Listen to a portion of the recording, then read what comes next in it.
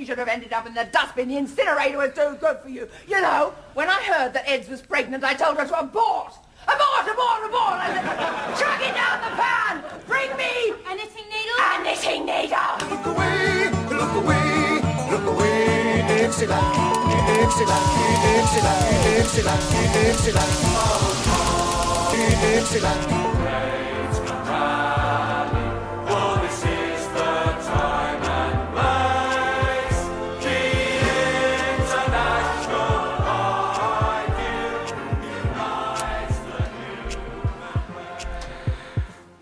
Oh, wow. All right, y'all. Thank you for tuning in to Dixieland the Proletariat. We're going to talk about Southern working class history through a leftist perspective.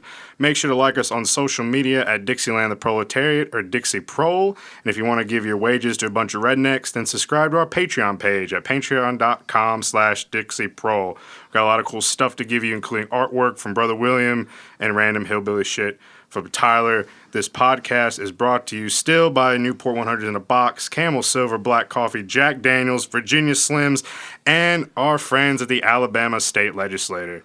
Today with us, also want to give a shout out to our new Patreon subscriber since the last time we recorded, Ashley. Thank you so much. Hey, to whoever just got the random hillbilly shit off the Patreon, I'm putting the finishing touches on your stuff Sunday, and we'll be mailing it out around Tuesday? Yeah, when you want to give it to me and I'll send it out? Or? Yeah. Sweet. Yeah, they're excited. We messaged on Patreon. Okay, awesome. And yeah, They're it's an animal to piece of an I know, animal I recently. already told them, and they're like, oh, that's awesome. It's like stuff like a family member. They have ties to like the indigenous folks in Florida. Okay, and so like they have stuff like that, so they're looking forward to it.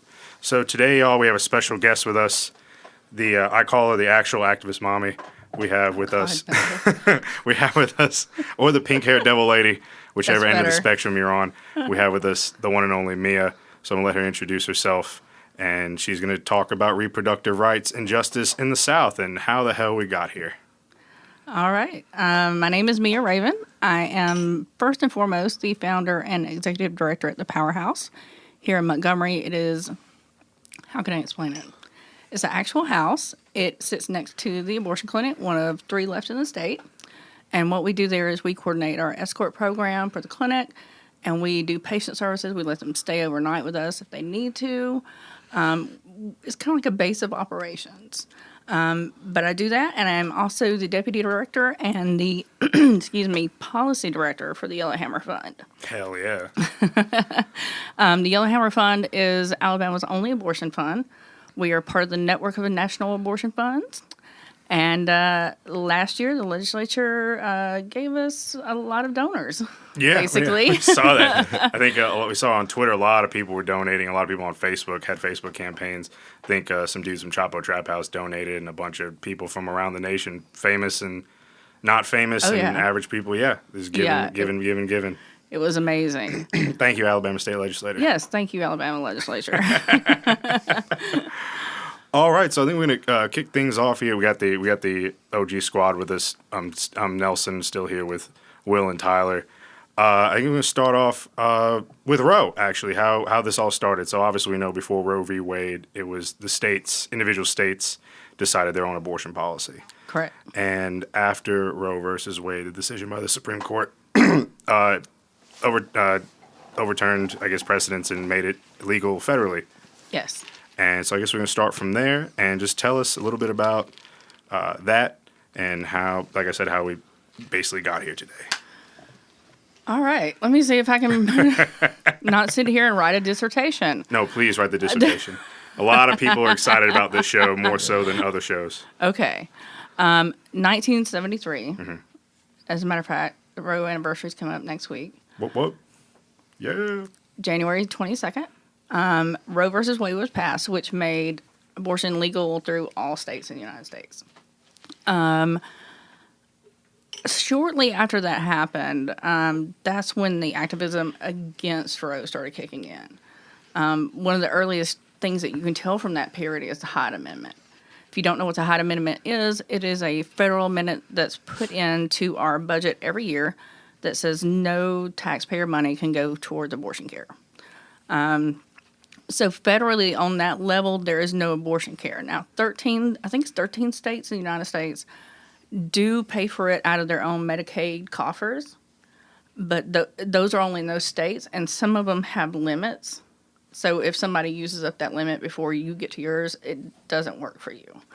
Alabama has never had funding, never had funding for abortion.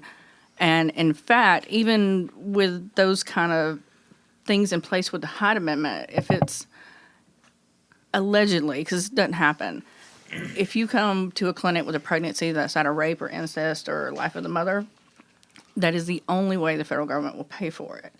However, that doesn't mean that they will pay the clinic. Oh. Yeah. So how do they go about getting around that loophole? Because it sounds like they should be paying the. So yeah, what Is it a reimbursement? It's a reimbursement, just like with regular Medicaid. But from my understanding and what I've been told from clinic owners was back in the 80s, they just stopped reimbursing for those. Oh, Yeah. thanks, Reagan. Right. Oh God. And it's funny you bring Reagan up because that's really when this onslaught of things against Roe started happening. The rise of the religious right. Mm-hmm. And a lot of people within that religious right movement figured out that they could rally people around the abortion issue. That's why you don't see a lot of heavy duty, resistance to abortion before like the early to mid 1980s. Okay. And actually, the Baptist Church used to be fine with abortion. If you go back and you look in their literature, you will find it. Wow. Yeah. They used to be totally okay with it. What? Will, what were you saying before we started recording? You gave that little tidbit of. Oh, that Billy Graham had that quote in like 1959 where he said, "I don't see like anything wrong with contraception in the Bible." And there was another one where people were talking about how abortion was a Catholic issue and Protestants didn't really care all that much. And I know with the Baptist Church, it's like super decentralized, so there may still be churches that skirt by with being okay with it, but I doubt they would say so publicly. yeah. And that quote kind of leads into the thing that was just the Catholics before until you get into that age of when Graham was really big. And yeah, it's seriously all tied together. But in the 80s, that's when we started seeing more incremental changes within abortion abortion rights. Casey versus Planned Parenthood. Yes, that is a big one. Which is the case that people quote for precedents when you're going backwards in the timeline. So usually you quote Whole Women's Health and, like, for instance, like I said, Casey, and then Roe. Casey basically was brought up because Pennsylvania still had spousal consent laws. So if you were a woman and you were married, you had to get your husband's permission. This was as early as 1992. I was 18 years old at the time. Wow. Yeah. So Casey basically struck down all those things for spousal consent, but that's when they inserted that undue burden language that you hear a lot of people arguing about because it's so vague. Yeah. So you got some, good stuff out of Casey, but there's some not so good stuff too. Sounds like the courts probably made that intentionally vague so they didn't ruffle a lot of feathers. Yes. Usually abortion cases, if you go back and you read like lesser cases, even if you read like, oh my God, there's so many I could sit here and name off. Give us the top three. Right. I was Roe, Casey, Whole Women's Health. Okay. Griswold versus Connecticut. Yes. You have to remember, right? 1969, married people could not use contraception until Griswold versus Connecticut. What? I think that we learned that was something to do with Will. You were talking about Catholics and it was Protestant legislators were mad because Catholics couldn't use birth control because of religion. They were breeding. Obviously, they were having a lot of kids, and Protestants feared that Catholics would outnumber Protestants. So Protestants who were fine with birth control, as Will said, even before Billy Graham, they were fine with it. They were like, hey, whoa, no, let's hold off on this birth control stuff, contraception, so we can outpace the Catholics when it comes to kids. I wonder when the beginning of the Quiverful movement was, too. You know, I have no idea what you're talking about. You know, I don't know exactly when it was, but that slant towards the larger families and all that, I started seeing that in the 80s. Even when I was a teenager, that I noticed that, especially here in the South. You have 14, 15, 16 kids, and there's only one, reason why you have that many. It's because you don't believe in birth control, and we didn't really have a name for them then. Yeah. But, yeah. And interestingly enough, a lot of them are anti-abortion protesters in huge ways. Oh, Lord. Yes. Yeah. See, there's Bill Hicks has a good piece of stand-up when it comes to, like, pro-life people. He says, I want to see how fucking pro-life you really are. I don't want you to stand and block the abortion clinics. I want you to stand and block the fucking cemeteries. We will not bury anyone. They're coming back. Holy shit. All right, so we got the 80s and Reagan and him not really knowing what's going on because, for obvious issues, he was definitely demented way before they said he was demented. I am convinced of that, and he was a horrible person, and I hope he's burning in hell with Margaret Thatcher. So we got the 80s, got some good music, but apparently bad policy when it comes to abortion. Oh, so. yeah. It's funny how Roe happened under Carter, right? And who is... No, this was 1974. That would have been right after Nixon, so that would have been Ford. Right, yeah. Okay, Yeah. all right. He was falling down steps off planes. Didn't know what was going on either. No, excuse me, that would have been Nixon. It was 1973. Yeah. Sorry. Oh, you're good. See, I'm old.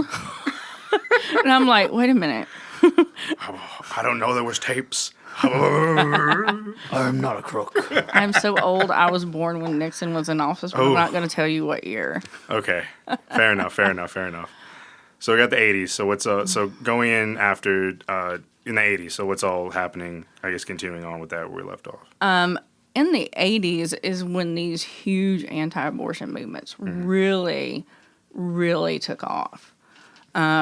This is the age of Operation Rescue, now known as Operation Save America, or whatever they're calling themselves these days. But this was the days, especially in the late 80s, when we had blockades. This is where they started getting really, really crazy. People would lay down in clinic driveways. No problem there. Just Like a speed bump. Something. Well, when you've got 200 people out there, It's a lot of speed bumps. I mean, they're just Watch out, blocking. Charlottesville. Oh my God. God, Will. yeah. All right, let's not have a repeat of just. We're turning Will's microphone off. He's done. But no, we had, they were blocking roads. They were really hardcore on messing with the facility itself. Putting super glue in your locks. You can't open the door in the morning. One secret thing nobody would think about. Most people who work in abortion clinics carry nail polish remover in their car. Mm-hmm. Just in case the lock is super glued. Oh, wow. Yeah, it was a common thing. And it was actually part of the Army of God manual. Do you know anything about this? Yeah. I don't. Yeah. The Army of God manual is basically like a guerrilla warfare Bible of anti-abortion tactics. Are they out so of it's- Troy? Pardon? Are they out of Troy? No. Allegedly, nobody knows who all started it, but there was Army of God people in, I think it was Op, a long time ago. So it's like the Anarchist Cookbook for Yes. For nuts. For real- like true right nuts. wing It religious is. zealots. It is absolutely the Anarchist Cookbook for anti-abortion people. What Travis called them Christian terrorists. Yeah. Yeah. Yes, for those kind of people. Yeah. But I mean, it teaches you things about butyric acid. Yeah, I don't even want to go into descriptions. Yeah. But just trust me that you really don't want anybody to find that book on your computer. Good Lord. But that was that age of time when that kind of violence was happening. The bombings. That was the beginning of the bombings and then the beginning of the killings. Yeah, so we get into the 90s now, right? Yes, you get into the 90s, and the anti-abortion movement at that time was so huge. I don't know how they did it as clinic escorts or people who defended the clinic because it was just, you can go on YouTube. Just type in, abortion rescue. You'll find the videos and you watch it and you're like, oh my God, where were the police? Where were anyone? Anything. The clinic here in Montgomery got hit by Operation Rescue at that time. And the clinic actually found out about it ahead of time and went to the mayor. And guess what? The mayor, Emery Falmer. Oh, God. Oh, God. Yes. Little dictator. Yeah, for those who don't know, so Emery Falmer was our mayor for, 40-something years? No. Now, how long was he mayor for? No, he was mayor when I was born. He made George Wallace look like a coastal lib. Yes. Exactly, and he was a Republican. That's fucking crazy. Hopefully he's boiling and Look shit. look up Emery Falmer, and there's a bunch of articles. Montgomery, yeah. Montgomery, Alabama. There's articles written about him, how he's like a little dictator. Oh, yeah. He used to roam around with the police, jump He street. militarized them before that was even a he thing. militarized the police before they were. He's like the predecessor to Bull Connor in fucking Birmingham. Yeah. And he just destroyed the city, moved everything out east, wrecked downtown, ruined the west side, and just really, really made that divide. Segregated Montgomery. Exactly. He Completely. completely This is why segregated Montgomery is so segregated. Yeah, It's it was because of Emery. We had a shit Spent all that mayor. grant money on that soccer complex. Hey, Yep. the soccer complex was great. Okay, that's like the one good thing he did. I mean, What was the grant money supposed to go to, though? fixing the west side. Never mind. Never mind. Burn the soccer complex to the ground and give all the money to the west side. But yeah, so Emery Falmer is a piece of shit. Yeah. So basically, when she found out that he was coming, OSA and all those people at the time were coming, Emery Falmer basically told her that he considered her in the same class as liquor stores and massage parlors, and that she was not going to get any assistance. What the fuck? Wow. And then they showed up with like 80 people and like chained themselves to the building, cut the phone wires, the whole 9 yards. Yeah. That's fucking wild. Yeah, I mean, That this he would was not show up, that they wouldn't show No, up. the police They- didn't show up, right? No, They Emery did- Falmer gave a cops the list of the AIDS patients too. Oh, I'm not surprised. Yeah. Oh, wow. I'm not surprised. Holy shit. He like opened up health records for the cops and being like, What the fuck? yeah. What? Yeah. Are you serious? Yeah. That's one of the allegations. I mean, Holy, oh, he's dead now. hopefully so we'll do an Emery yeah. Falmer episode. Yeah, but we I don't- should do an Emery Falmer episode. He's Yeah. fucking horrible. Yeah, so basically she had like 80 people barricading themselves to the clinic, chaining themselves to the front doors, cutting the phone lines, cutting the power lines. I mean, just causing pure hell. So bad that she had to leave the clinic to go use the phone. This was before, like cell phones. To call the cops and say, look, this is happening. And at the time, the clinic was in a different location and it around all these doctors' offices and stuff like that. And it's causing a huge freaking scene. Mm-hmm. So basically what happens is MPD has to borrow a school bus to come remove 81 protesters. Because what they used to do was they just go limp and refuse to move. Yeah. So this is what was described to me was they brought an ambulance with one of the lift beds, and because they just would not cooperate and get in the bus, they kind of use it as like a catapult system into the back of the bus Good Lord. to get 81 people in the bus to take them downtown. Wow. Yeah. I bet they didn't stay downtown long, though. But Falmer bailed them out pretty quickly. Well, people like OSA, they have head teams that come in Oh, okay.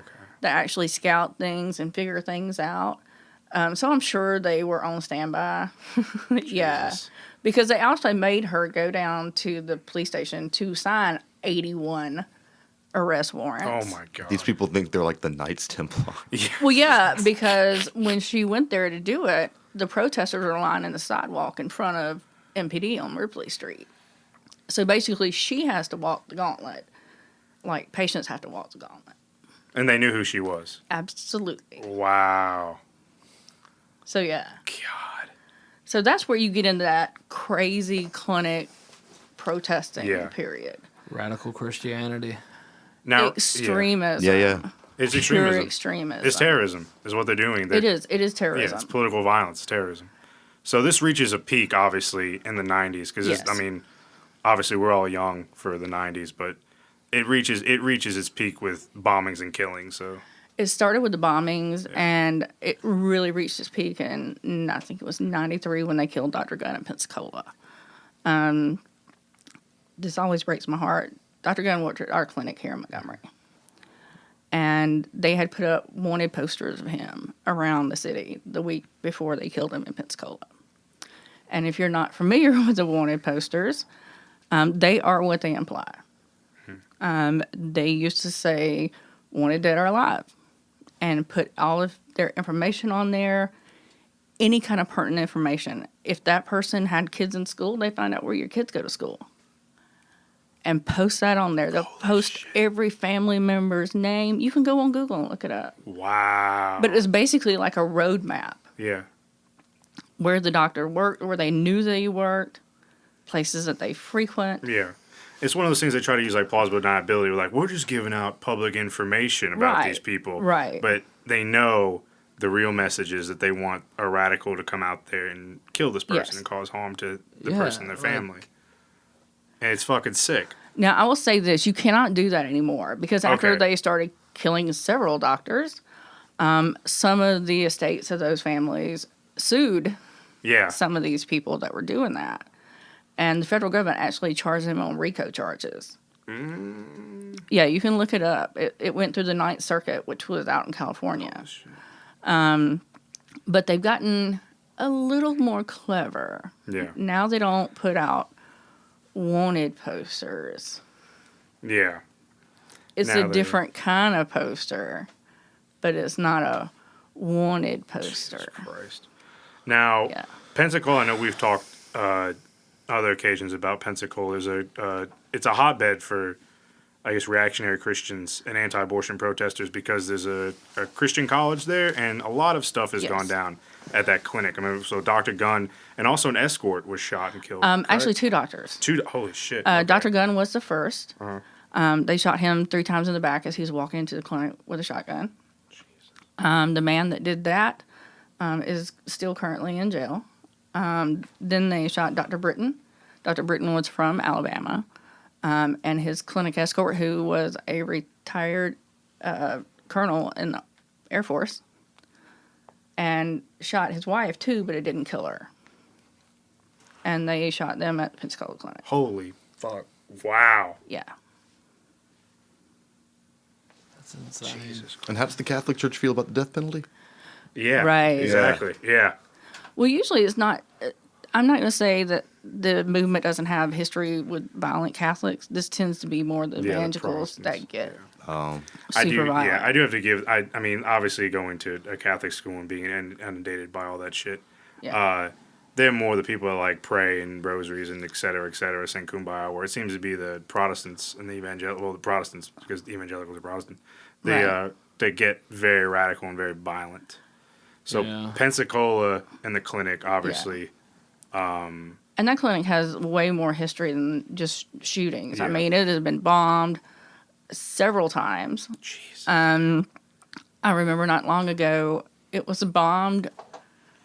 I can't make this up, y'all. I swear. You can Google it. It was bombed on Christmas Day as a birthday present to Jesus. it's pretty twisted. What the fuck? Yeah. But it was closed. Right? Yes, it was closed on Christmas Day, but it was bombed Yeah. because it was a birthday present to Jesus. That's so fucked. Jesus wasn't even born in December. This is bullshit. It said nothing about abortion. All this money Except you for spent. how to do one. Oh yeah, well we talked about that, right? Yeah. That's true. I mean, no, it is true. Will and I talked about it at work. We had a good laugh about it. Will's all looking sad and down and mopey, like he had perched up like a gargoyle, like he always is. But I don't look mopey.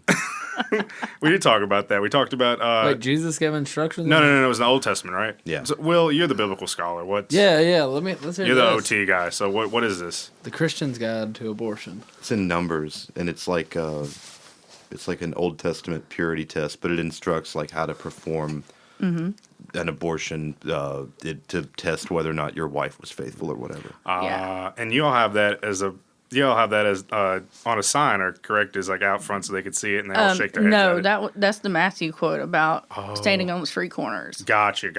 Jesus did say that I came to not take about one letter of the law. He said, I uphold every letter of the law. That's in the law. Yeah, it's in the law. You said it.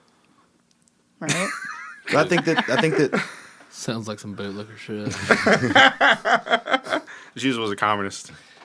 Jesus was a feminist. I think that wasn't even on their radar, and like abortion's legal in Israel, right? I mean, like Right. yeah. So they traditionally the view has been that not until the first breath. Nefesh is the word for breath. That means soul. Okay. Well, Yeah.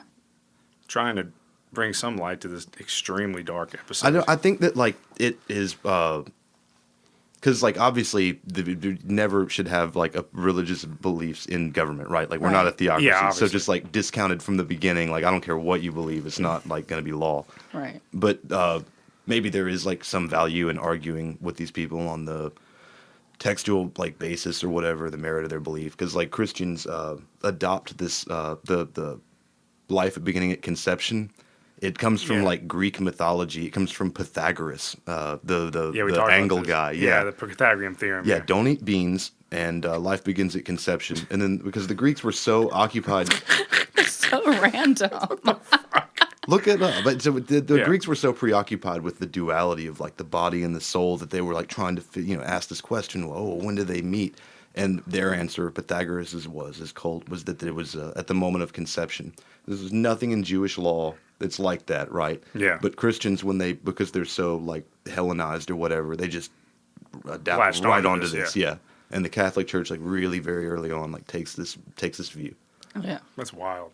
Because you can go to like Iran and get an abortion better than in Alabama. You can get an abortion easier in Israel than you can. Most Muslim countries, you can get one up to 4 months. Mm-hmm. Yeah, because we were talking about that too, right? Well, and then me and I've talked about it, and then like you and I've talked about it as different religious. It's just funny how It's like, not that there's like not anti-choice movements in those countries Yeah. too. Like, Right. Yeah.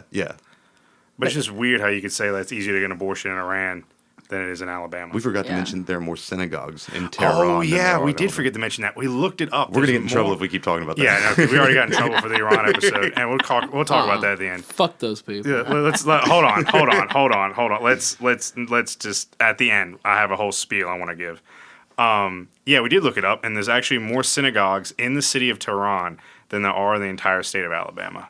I thought that was fucking wild because they're all like blah blah blah. Anyway, totally off track. Mia, so violence peaks in the 90s with we're saying in Pensacola. Yes. And other places now. Dr. Tiller is another big one. So we talk about him for a bit. And Yeah. That kind of seems like the big nationwide one that everyone was like, I remember Bill Wow. O'Reilly. I remember Bill O'Reilly calling him out by name before it happened. That one hurt. yeah. If you don't know Dr. Tiller's story, his dad was an OBGYN as well. And when his dad and his mom, and I think his brother died in a plane crash all at the same time. And when he went in to take over his dad's practice, he found out really quick that his dad was the one that women would call if they needed an abortion. And he would do it under the table. Okay. So Dr. Tiller felt like, I have to continue this work because we all know what happens. You're not going to make abortion stop by making it, quote, illegal. It's going to continue just like it did before Roe. The problem is we're going to have sepsis wards again, and pregnant people will die. That is not hypothetical. It is not meant to be a shock value, but it is the absolute truth. So Dr. Tiller,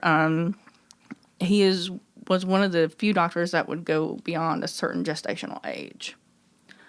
And because of that, that's why he was so targeted by Bill O'Reilly and all these religious organizations and these huge anti-abortion movement people. He survived an assassination attempt more than once. The first time he was shot was by Shelley Shannon. She shot him in both arms because she thought if she shot him in both arms, then he could no longer do abortions. He went to work the next day Wow. He Props.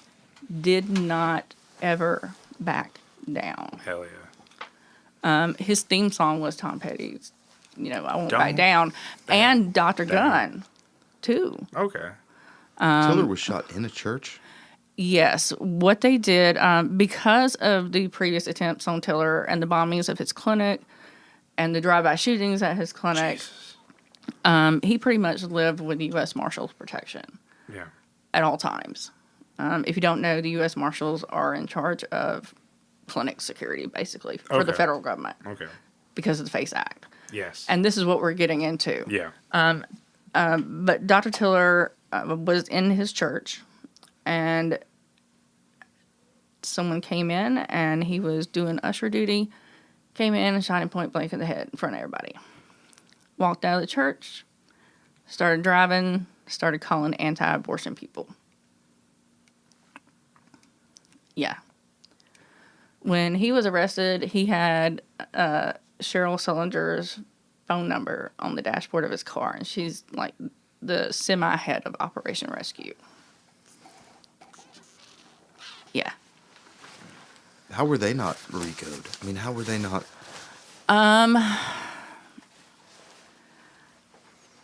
It's that area. They set up in that area because Dr. Tiller was there. This is Kansas, right? Yes. Yes. Yes. Wow. Yeah. I knew he was shot in the church, but I didn't know it was that graphic and that violent of a death. Yes, it was point blank That's fucking crazy. in front of everybody. Wow. Yeah. And now certain anti-choice protesters will bring signs that are 5 feet tall that say, "Where is your church?" Jesus. Jesus. Wow. I've seen them in Montgomery. Fuck. Yeah.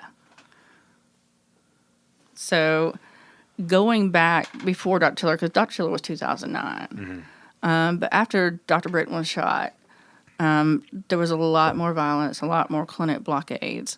Then they killed Dr. Slepian, and he was, this will blow your mind too, it freaks me out still.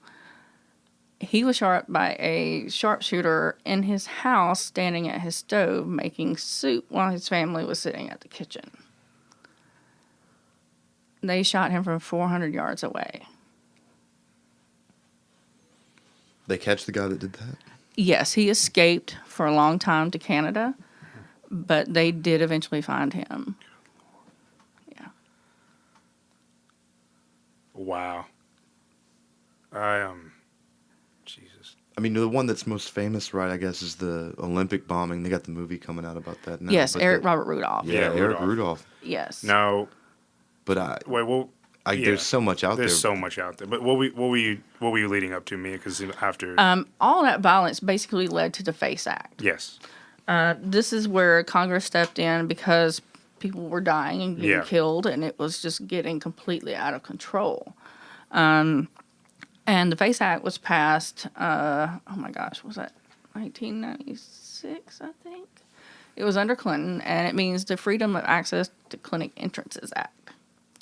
What it did was it made it a federal offense to block a clinic driveway, makes it a federal offense to try to damage an abortion clinic in any way, to threaten people who work for clinics.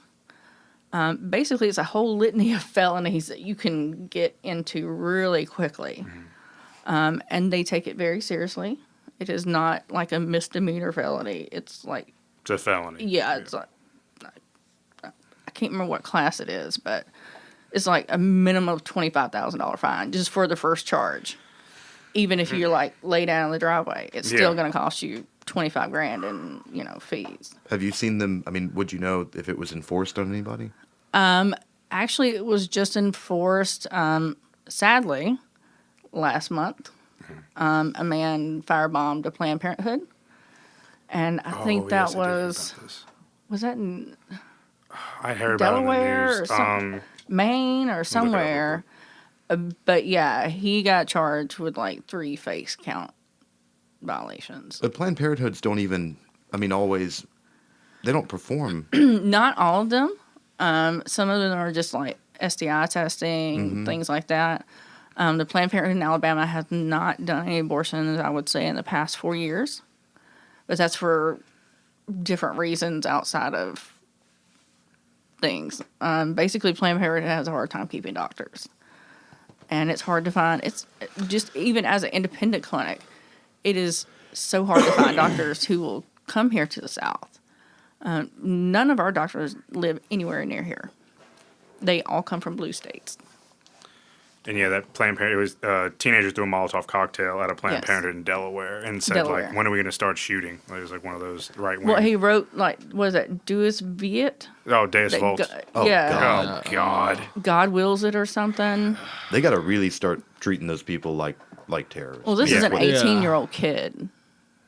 I know, and apparently they've traced him back to, like, 4chan and all this stuff, bet, too. yeah. I bet, yeah. Yeah, but I mean, he's sitting in. Yeah, he's not going to go Yeah, he's anywhere fucked. for a minute because he racked up a lot of charges, and the charge that was like somewhere specific to Delaware about having a explosive device without a permit or something crazy. He's going to be explaining It's always like memes the- to the guys in prison. Probably See this so. frog right here? It means I'm a Nazi.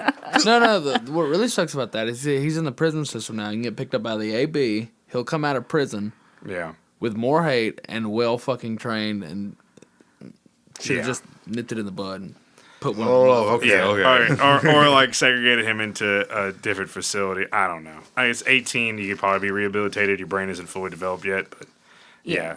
I'm right with you there for older Nazis. Definitely. Old neo-Nazis that are full-blown adults just cap in the back of the head. But, let's,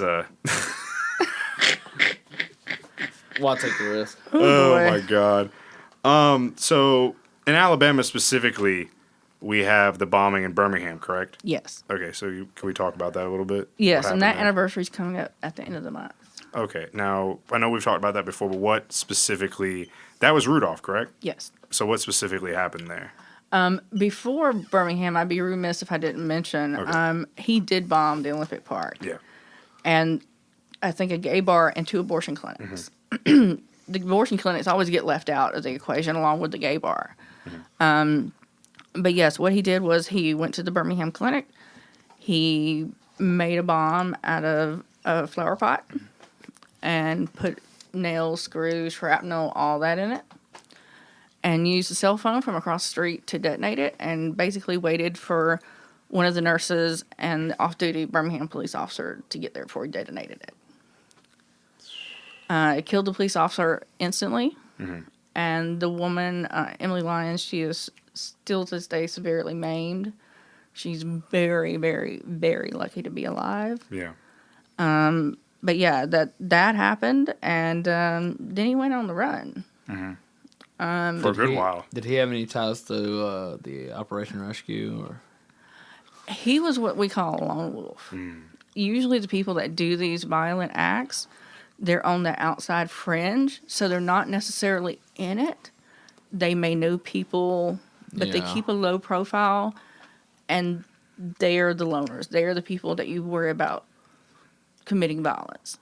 When you're at an anti-abortion rally or something, or you're at one of our rallies and you see all the protesters, as long as they're standing in a group, you're fine. You look for the ones who are standing by themselves. Okay. Don't that look makes for the sense. groups. You stand, Yeah, the lone wolves. Yeah. because they're the ones 9 times out of 10 Taking notes and scouting. that don't look out of place. They're not with you. You can tell they're not with you, but they're just don't look right. Yeah. walking around like Travis Bickle. Yeah. We also have to do that for cops at protesters too. You're like, oh, that's an undercover officer. Oh, that's an undercover officer. Oh, that's an undercover officer. So we have Birmingham. We have Rudolph. Okay, so when does it start, I guess, simmering down? So you have the FACE Act and anything else that happened that really, I guess, galvanized the nation to be like, hey, what's going on? This violence is extremely wrong and needs to be reined in. There are so many acts of violence between those major ones. The killing at Brookline in Massachusetts, where the guy went in and killed the receptionist and somebody else, and There's a lot more violence than I actually thought that There's we've a- ever been taught. There was that There- one in Colorado, not Yeah, even that Yeah, long I ago. was about to Yeah. say, you know, the situation we had not long ago in Colorado. There are so many acts of violence, and especially smaller acts of violence that might not necessarily get out in the news. And usually that's because people who are associated with clinics don't want it to get out in the news because it tends to attract Yeah. too much attention, and then you get new people, and you know that always makes for a volatile situation because you don't know. As someone who works at a clinic or escorts at a clinic, you get familiar with the protesters. I don't like newbies. I don't know how they're going to react. I don't know where they're from. I don't know. You know, our regulars, I know how they're going to act. You know, I've been doing this for 7 years. I can usually tell you what they're going to do before they do it. But yeah, I mean, it kind of calmed down until we got into the cycle with Obama and all that, and that's when everything has really picked back up. Okay. That started, like I said, it was when Obama got elected is when every crazy law started hitting. Yes. And in that period of like 2 or 3 years before Obama's, where all these laws start coming in, trap laws, and I think they got emboldened with the 2004, the anti-gay movement that made so much progress. Yeah, and that then- got Yes. Bush reelected. Yeah. yeah, I mean, it is totally tied together because the evangelicals, they hate, you know, gay people too. But that whole period, that's where I started seeing things tick up, and things were like, oh crap, you know, what is this? You know, I never thought in my lifetime, 10 or 15 years ago, that Roe would ever be threatened. I just didn't think it was going to be possible. I mean, now we got 2 rapists on the Supreme Court. Yeah. Yeah. So in 2010, when the Alabama legislature flipped for the first time since Reconstruction, is when we really started seeing all these anti-abortion bills come in. Okay. It started with trap laws, which is targeted regulation of abortion providers. It's literally a trap. They want to come in and tell you how wide your hallways have to be, and have to have you make a still line janitor's closet. So everything that John Stossel thinks is wrong with the ADA, Right. they're really That's what doing. Right. Yeah. Oh Right. my God. You're right. Holy shit. Fuck that guy. Yeah, so I mean, the part of the regs that we had to deal with here in Alabama was your hallways had to be 6 feet wide. The clinic here came 2 inches short of being 6 feet wide. Yeah. Like I said, steel line janitor's closet for I don't know what reason. Are the trap laws, are they unenforceable? They are now. Okay. Yeah. But basically, it was made as a trap to keep people from keeping up their license because they thought if we made it so onerous and made people retrofit things and, you know, change buildings, they'll just say, And that goes back to the undue burden clause in Casey, correct? well, not particularly that at that time, but it got tied into it through the court system when we sued over it. Gotcha. But until then, Alabama clinics still had to comply with that law until it went through the court system, which is not like Yeah. that. There was a big deal in Texas, correct? They were shutting down like Yes. the 2/3 of Louisiana, I the remember, too. Louisiana, and like 2/3 of the clinics in Texas were going to close. Texas because of was this. the hardest hit. Yeah. I think it was almost 3/4 of the clinics in Texas closed overnight. Wow. And that landscape has not picked back up. Wow. Now, what was the movie that came out recently about all this? Wasn't there a documentary called Trapped? Yes, there is a Okay. documentary about the clinic here in Montgomery Yes. and Tuscaloosa and Huntsville and the case of Whole Women's Health, which is the most recent abortion case that went before SCOTUS. It is an award-winning documentary. Hell yeah. And it is on, I think it's on, last time I checked, it was on Hulu maybe, or you can find it real easy. Yeah. I know Amazon has it for And like that's TRAPPED. EPPED. Yeah. Trapped. But it really goes into the whole context of how onerous these laws are. Because the legislatures, Alabama's, everyone's, Texas, all Louisiana, they frame this as for women's health.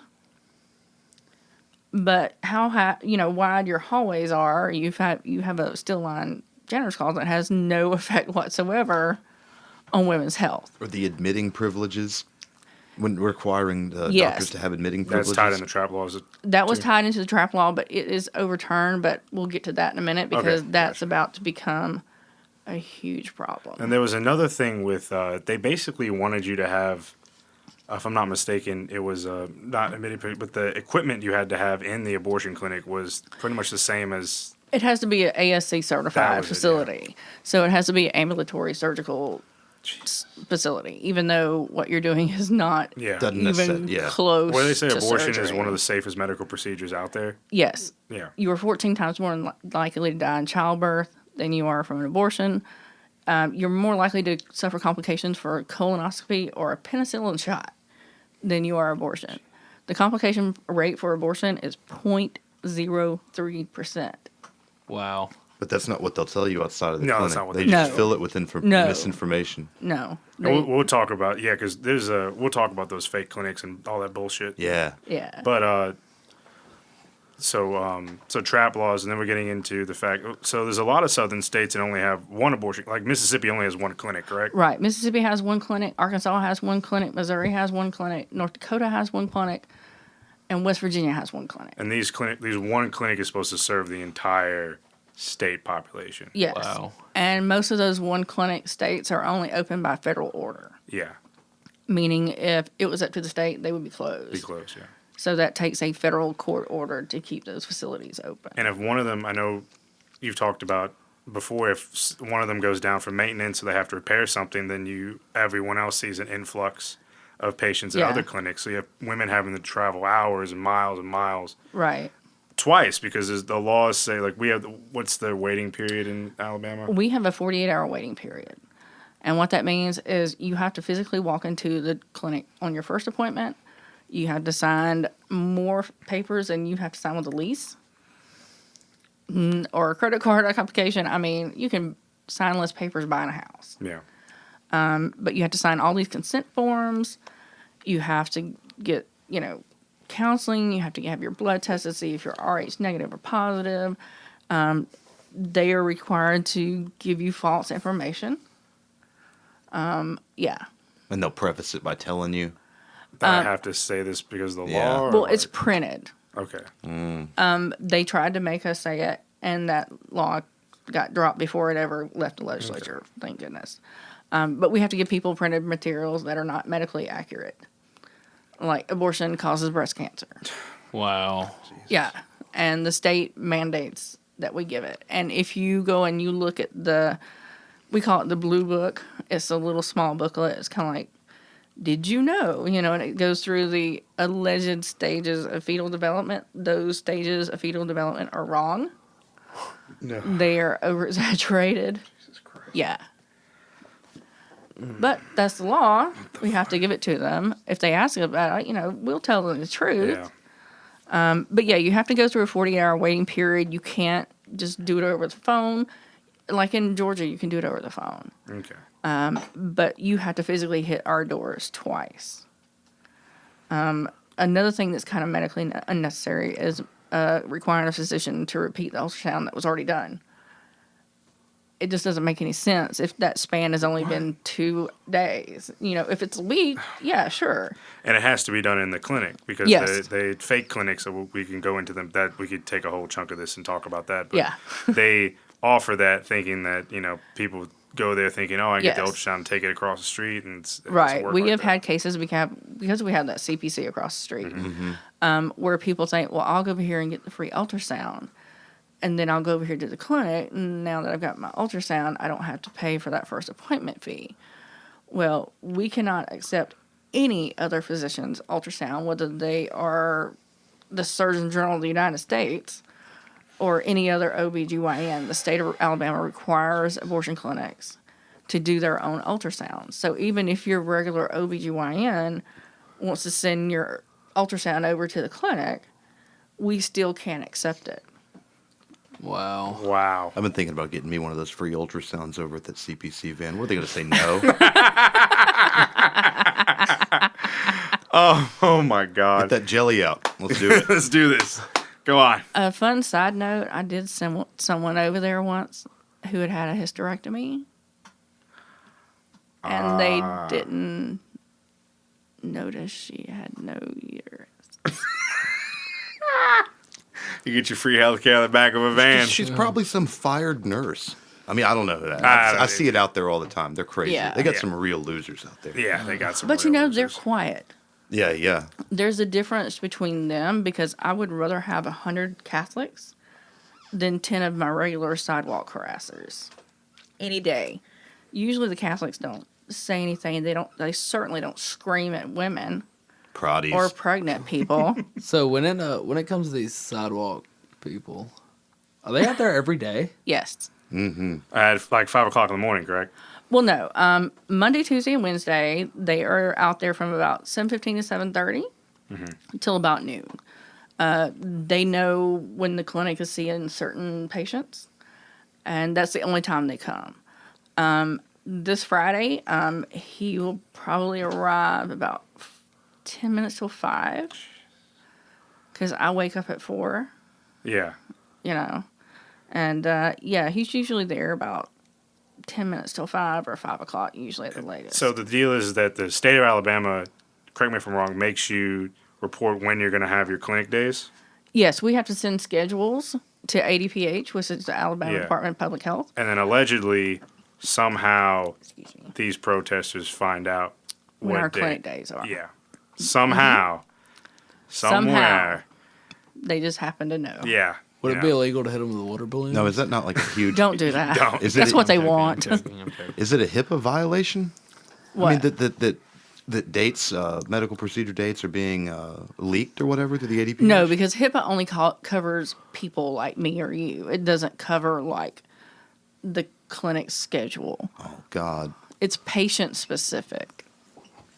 So even though what they're doing is illegal, I mean, the punishment is not going to be what they There probably is no deserve. punishment. Yeah, there's God. no punishment.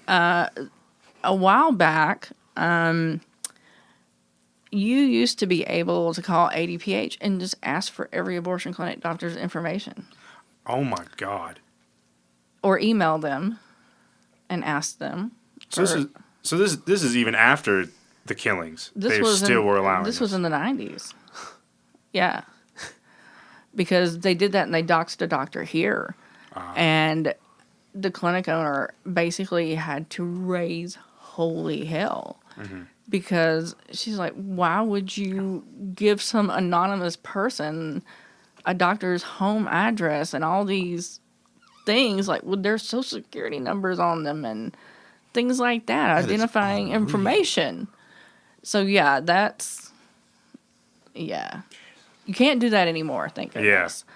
But there is a terrible website, I'm not even going to mention this name, that does do that kind of thing, where they make FOIA requests or they find out somehow through leaks all that information and they post everything online by clinic with Yeah. pictures and pictures of the doctors, pictures of escorts, pictures of front and back in building. Yeah, it's That's fucking License plate insane. numbers and shit license like that. plate numbers. Yeah, Some of them aren't so quick with the camera. That is true. That's true. That is true. We right. may, yeah. Some of the, they're pretty, yeah, they don't seem like the most technologically advanced people. The one that looks like Paul Blart. You made me choke. So I guess we can move to go on to specifically Alabama, because Right. as a clinic escort and activist, you're also now a lobbyist for. You don't like the word. You're so tell us. I guess your activism in the state legislature, because this is where all this bullshit starts, is with these old Yes. white dudes. And Yeah, in that bill that they passed, they compared it. They compared abortion in Alabama to the Holocaust. oh my God, Yes. I Forgot to fucking mention that. right. Yeah. And What? other terrible instances throughout history where a mass amount of people died. Yeah, I mean, it was like it's that was the abortion ban that we're talking about that they passed last year. That Oh is, my fucking god! it reads like some kind of crazy fan fiction for terrible things. Please, Mia, enlighten us and our listeners, our live studio audience, and our fans about the bullshit that you have to hear on a daily basis in the Alabama State Legislature. Oh God, I'm seriously gonna write a book. Please write a book. I just I can't am. imagine Confessions of the Pink-Haired Devil Lady. the Because dumbest you- small business owners in there. You would They're have some of the stupidest fucking people. no. These are politician stories. That's what I'm saying. No, yeah. That's what They're all retired lawyers and small business owners. They're like, I love God, and funny. Okay, just try it. We're gonna have like a funny moment real quick. So Yeah. in 2014, I worked on a congressional campaign, and we had to go down to Andalusia.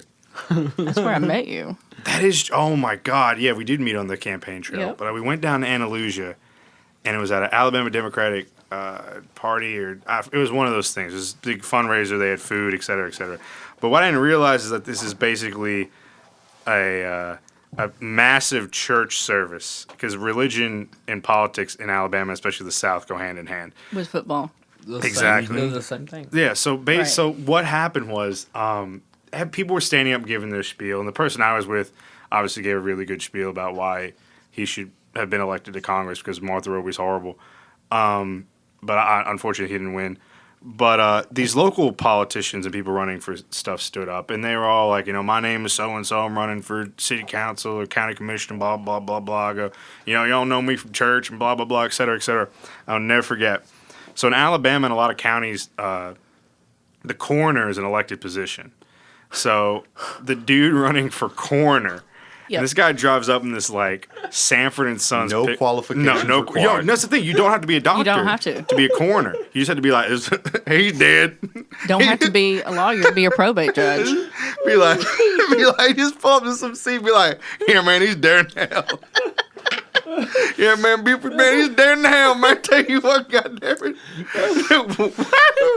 Throw them in the shit box. But first of all, this is like it's like the fucking hills have eyes down there, and I was like, fucking, I was in shock for a number of things, and the campaign team. I was one of the few. Let's put it this way, I was it was an African American gentleman, young man named Eric Wright that I helped run for Congress. He's a great person. Actually, shout out, he's running for county commissioner, District 2. If you're local in Montgomery County and Elton Dean is your county commissioner, do not vote for Elton Dean in the primary in March. Vote for Eric Wright. He's awesome.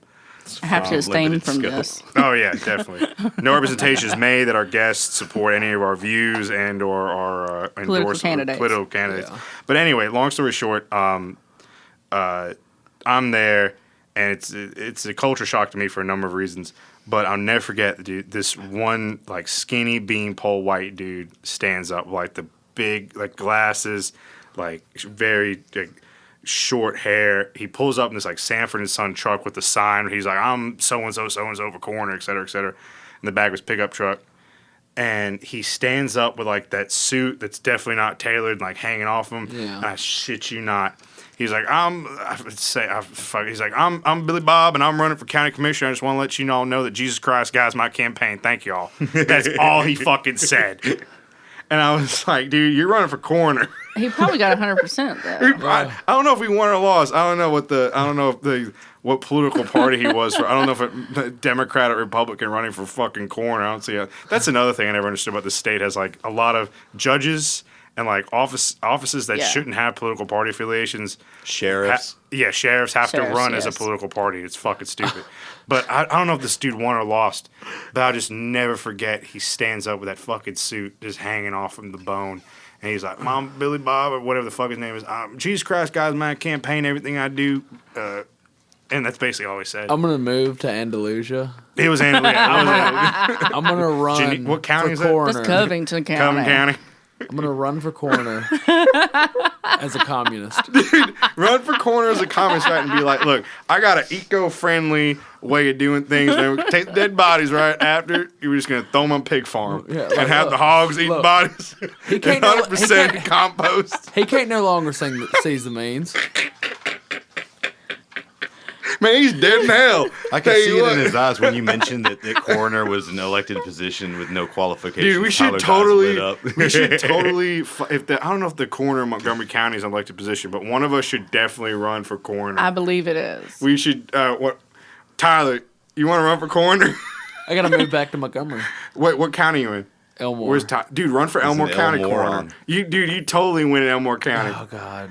Do Yeah. a secret campaign, run as a Republican. Be like, I don't winning know. County. You know, Elmore County is pretty Tea Party Republican. Dude, that's you just you might push have them to be the an right. incumbent You on that. Just run as a dude, Republican. primary, Yeah. dude, run as a primary the coroner out of office. That shit would be hilarious. Dude, pull up. You got a truck already. We get you a sign. You pull up. All you gotta do is, my name's Tyler, and Jesus Christ, guys, my campaign, everything I do. It's I don't pig farm. We just dump the bodies out the pig farm. Lord mercy. But yes, that analogy sums up Alabama politics to a T. There was enough. Both Democrats and Republicans. Like every time I would go to a thing for the I remember one more thing, just to bring like some light, just to bring some humor to this episode. Right, so you don't want to cry after you Oh listen. my god, yeah. So we were in Dothan, and it was a Democratic I think it was an ADC thing. If I'm not mistaken, it might have been the party. Down in Dothan, there's a back of this barbecue restaurant. It was a really good restaurant. It was a good, the typical like Southern barbecue. It's on like a paper plate, and they just got like sweet tea that's gonna give you diabetes, and then like no unsweet tea Yeah. because no one drinks unsweet tea unless you already have diabetes, and even then they don't give a You shit. just drink water. Yeah, and then there's like meat and three type shit, pulled pork, et cetera, et cetera. We were in the back, and there were before the fucking meeting even starts, it's like, we're gonna do the stand up and do the Pledge of Allegiance. So I'm like, all right, cool. And then they got someone to sing the national anthem. I'm like, Jesus, like what more? And then we're gonna open the meeting with prayer, and we're gonna close the meeting with prayer. And then like the funniest thing was there was some exchange students from Germany that were staying with one of the families, and she was running for State House down in Houston County, and they asked like, oh, so what's the main difference you see between like how we do politics in Alabama and Germany? And the first thing they said was like, do y'all are really religious, and we don't really have that in Germany, where it's like you guys are really into the like nationalism and religious element of politics, and more or less words. And I was like, yeah, pretty much you're right. Because Germany's so secular. Yeah, and they kind of had that nationalism Yeah. thing beaten out of them. So Right. When foreigners come over here and they're like, why are there so many flags in people's yards? Like, who else does Does that on this? Earth? God, no one No fucking one but does us. it. Yeah, Well, maybe us. Russia. Yeah, definitely. I would say probably Russia. I had this whole bit They about have better bears. calling the cops. There's a guy right up the street from the Nat Turner recording studio that we're coming live from. But Yes, I forgot. We are calling this the Nat Turner. Is it Nat Turner Memorial Studio? Yeah. There's a POW MIA flag, and I thought it'd be so funny to call up the cops and pretend to be an old man that couldn't see. I'm like, I think there's an ISIS flag. I think this man's flying something in his yard. It's black and it's white, and I can't read it. I think it's ISIS. That's one of my characters. You get like the nativity set. You're like, there's 3 Middle Eastern people standing in the yard next door. Oh, God. Hopefully next season he'll have a Tyler Ishling for coroner right up beside Yes. it. Yeah. We're announcing this candidacy now. Tyler Easterling for Elmore County Coroner. Look, the coroner position never been more efficient. You just tie yourself to Trump. Huge. It's gonna be huge. Huge. The best. This libtard's best out here. He's calling the wrong times of day. I'll never get it wrong. The best times of death. I Oh see my 'em. God! I All right, know we're the gonna day. rein this back in. Yeah. All right. So Mia, state legislator. So obviously it's full of retired lawyers and unsuccessful small businessmen that are on the verge of having heart attacks, and just a lot of bullshit. And A lot of old white men, not enough women. Exactly. No, it is controlled by the Yeah. fucking worst of the worst. Because I try to explain that to because I have friends in like the Northeast that are vote Republican, and they're like the moderate, like the dying breed of moderate Republicans, and they're like, well, I'll vote Republican Right. locally, but I'll vote National Democrat. And I'll be like, right. man, That's where that starts, though. yeah, I mean, because clinics, they try to take Huntsville out by zoning issues.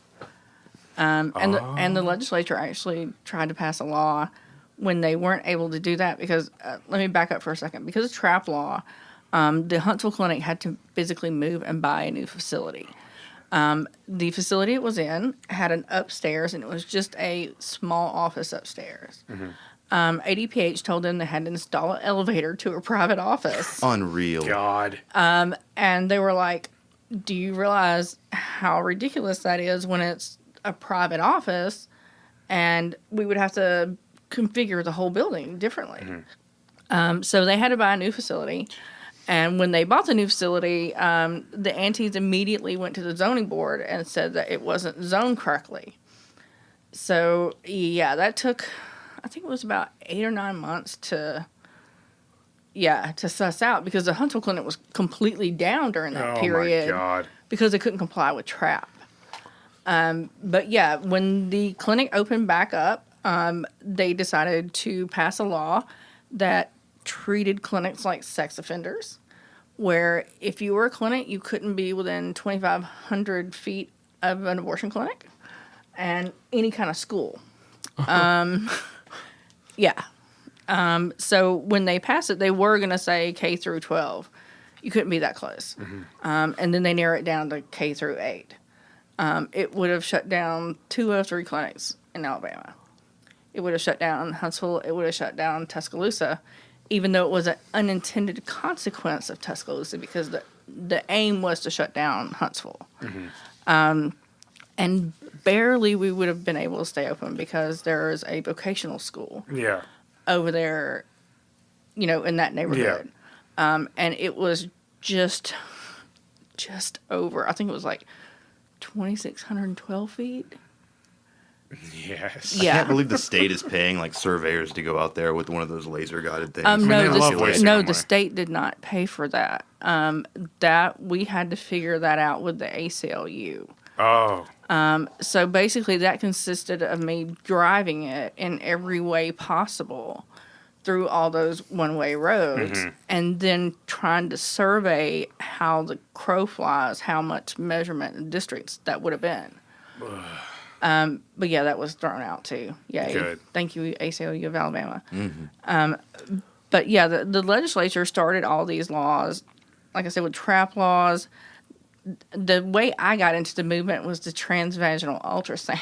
I remember that picture. But basically, the point I was trying to say is our Republicans are fucking horrible. Like, they're the worst of the worst. But I do remember you waving that wand around, because I made that meme. It was like, I'm going to get you my magic wand. Actually, that wasn't even that same bill. It was a different bill. Yeah. That was very similar. But basically, Clay Schofield, let me say that nicely, brought up a bill that was a transvaginal ultrasound bill, saying if you had an abortion in Alabama, that you had to have transvaginal ultrasound. That is medically unnecessary. There's no way you should need that unless there is something else going on, or there are some other health issues you have that require that. What you would typically call belly ultrasound is just fine. So at this point, this is state-sponsored rape. But yeah, that bill went down really quick, thank goodness. But that's really what sparked me into doing policy work and learning how the legislature works and trying to come to some kind of common ground with lawmakers. And being taken under the wing of some amazing people who taught me everything that I know, including some people from the ACLU who are no longer with us. And things like that is how all this turned into all that I do now. Yeah. Hell yeah. So yeah, we've had crazy laws. We had the TRAP laws, the admitting privileges laws. That was part of the TRAP laws. And I'll tell you, remember when I said I was going to come back to that new case, Jean versus Guillen in Louisiana? What has happened with that is basically Alabama invalidated our TRAP laws. And then I think it was like 8 months later, Whole Women's Health came down. And that invalidated TRAP laws across the nation. But Louisiana... There's always a but. Louisiana has decided to implement this anyways, even though it directly violates Supreme Court precedent. I think they call it prima facie. So it's basically, I don't even know why they're entertaining it, because they shouldn't be able to entertain it because of the precedent set in whole women's health. But yeah, Louisiana wants the clinics to get admitting privileges. And like I was stating earlier about doctors in the South, because none of them live here, they just don't, it is impossible to get admitting privileges.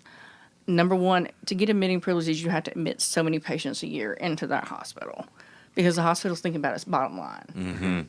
Number two, you have to live within 30 minutes of that hospital. Wow. Yeah.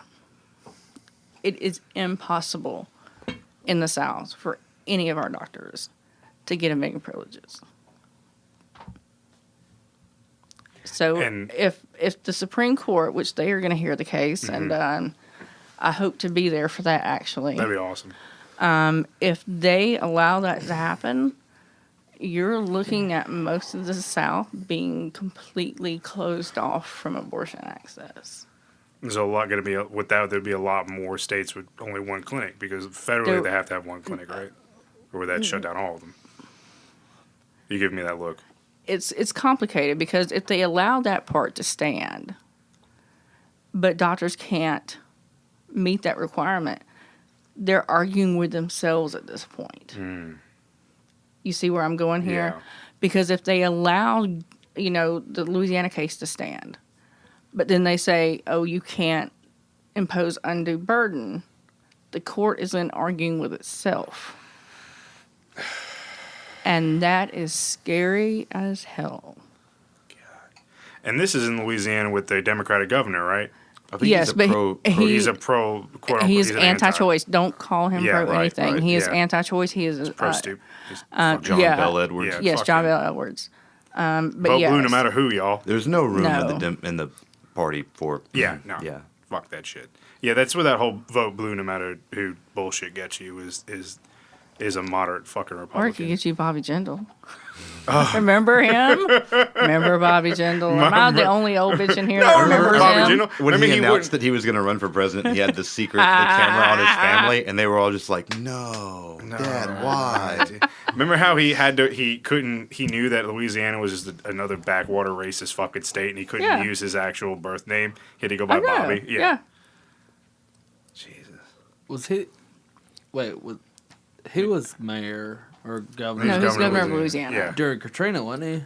No, not right after Katrina. Right after. Right after Katrina. Yeah. God. Remember they made him do the State of the Union Yes. rebuttal one time. Oh my God, yes. I remember Came out that. there looking like a child. I'm Bobby Jindal.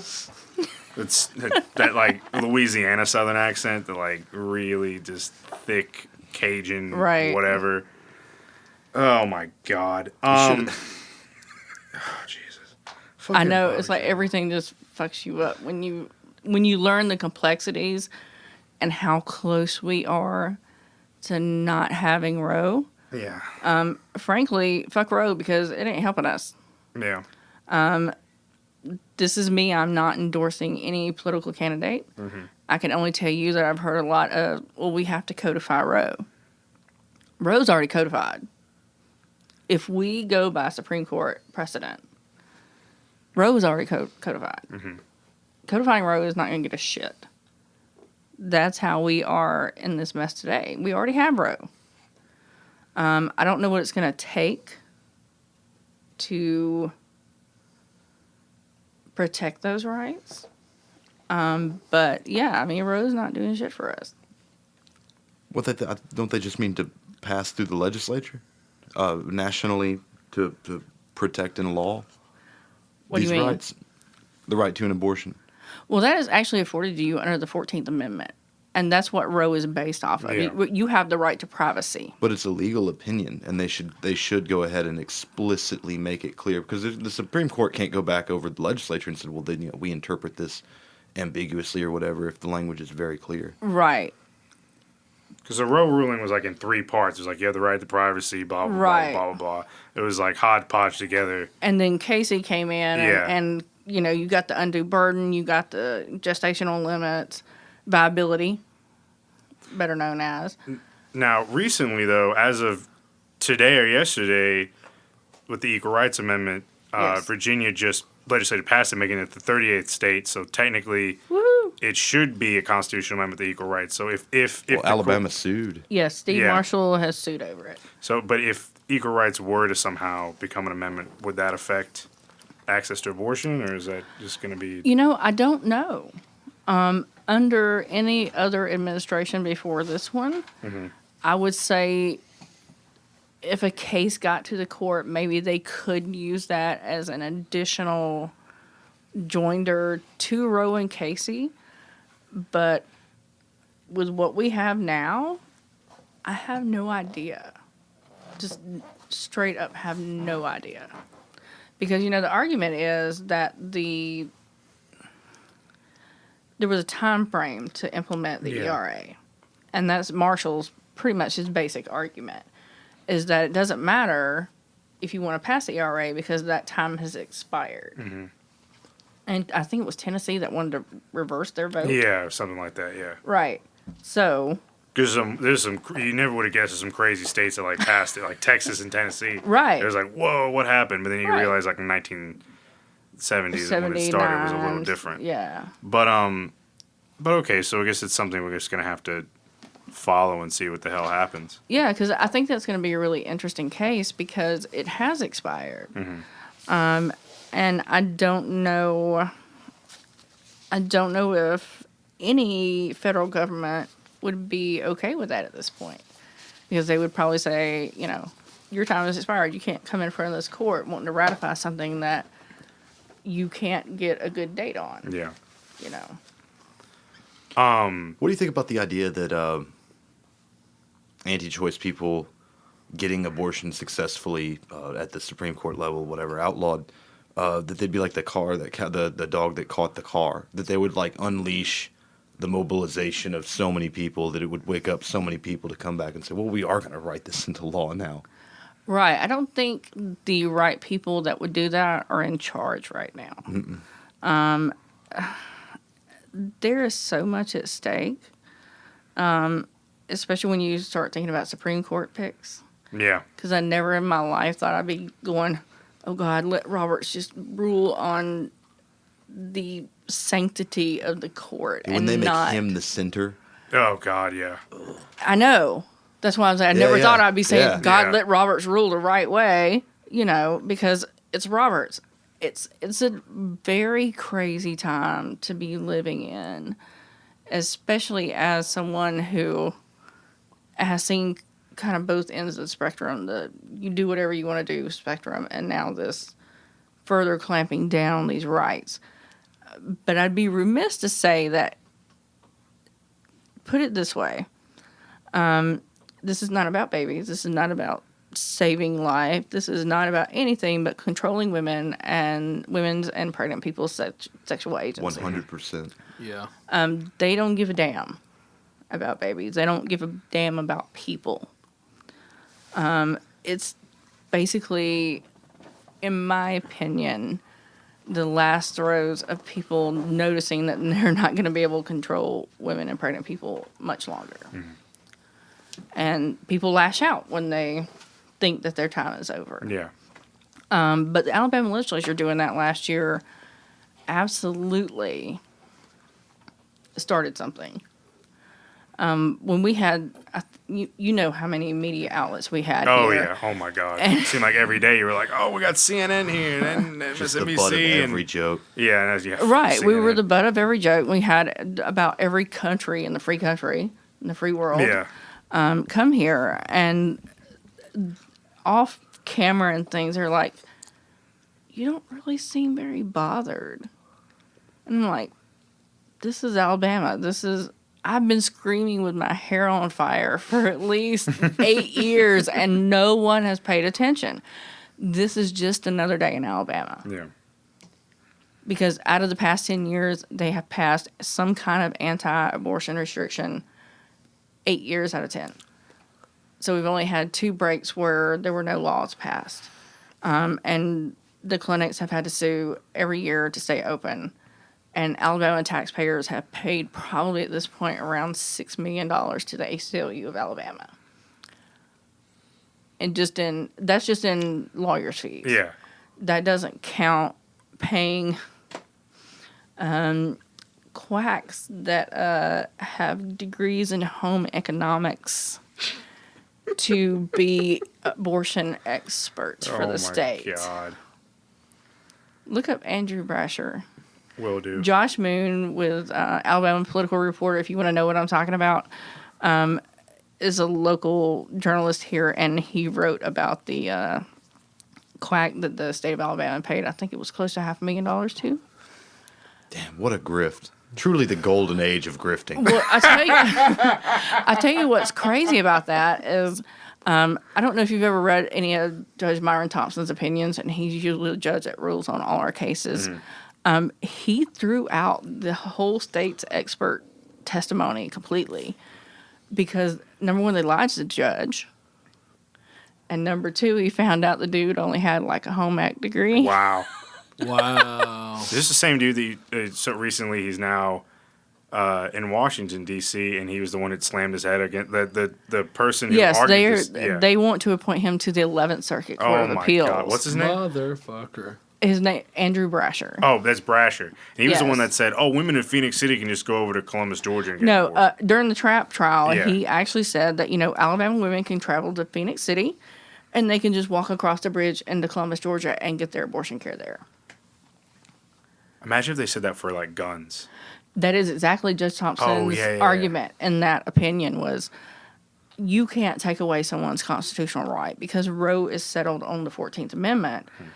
He actually made that argument in his opinion that you cannot close all the gun stores in Alabama and expect Alabama residents to go to Georgia or Florida or Tennessee. You can't put constitutional rights off on another state on your own population. So, yeah, it's interesting you say that because that was his whole argument in throwing all of that out. Wow. Good Lord. Our state's so fucked. This is backwards fucking just... Send it back. Send it back. I think there's a no return policy. Yeah. Unfortunately. Burn it to the fucking ground. Dude, Sherman didn't go far enough. No. He should have burned the entire fucking region to the ground. Let me say this because I think it needs to be said. Alabama politicians as a whole, they're Alabama politicians. Mm-hmm. There are some people in the legislature that are there for the right reasons. True. The problem is we don't have enough of them. That is true. Period. Local elections matter the most. Yeah, local Yes. I and mean, if statewide, you're a yeah. left-wing person in Alabama and you are already compromising by voting Democrat, right? Yeah. Then the one that's going to really pack the most punch is the local election. Yes. Because your vote's not going to count on the presidential level. No. No. And not for congressional because all our districts are gerrymandered. But if you vote in state and local and try to flip the state houses come the census time, they get to redraw the lines and hopefully make them fair. Let me tell you how much local votes count. Alabama lost a Democratic lawmaker to an OBGYN by 7 votes. Wow. This OBGYN in particular, fun thing, they made a law called Rose's Law because he kicked a patient as an OBGYN out of the hospital when she was having complications and problems and really didn't care. And basically the law was written because he killed this woman that people who have just given birth have to at least stay in the hospital for 48 hours. Now, you would think that no person who has just given birth should be discharged after 24 hours. But that was happening at one time. And because that was happening and they were just pushing people out, a lot of people died. Blood pressure problems. Yeah. Even through pregnancy, you can have these problems. But they actually made a law because of what he did. And the very year that he got elected, he came in and tried to overturn it. Good. I think I Wow. remember that. Yeah, I do remember this now. I I remember think that. Yes. Josh Moon also wrote Oh, on yes. this. Yeah. Clowned on this dude. Oh, Who's my this Because guy? someone may have tipped some people off. Josh Moon's the the reporter, or who is? No. Who's this? Who's the OG? The OG? His name is Stutz. He's His last name Republican. is Yeah, Stutz. yeah. Larry Stutz. Larry And he, Stutz. yeah, he ran as a yes. Republican and ousted a Democrat by 7 votes, right? Yep. Okay. 7 votes. Seven fucking We got votes. corrupt dermatologists. We got corrupt OBGYNs. OBGYNs. Oh my God! Poor Wanda's desk. Poor Wanda's His desk. God. That sweet ear, baby. Oh my God! No, Our fucking Don't make me sick to my stomach. Montgomery Burns governor asshole.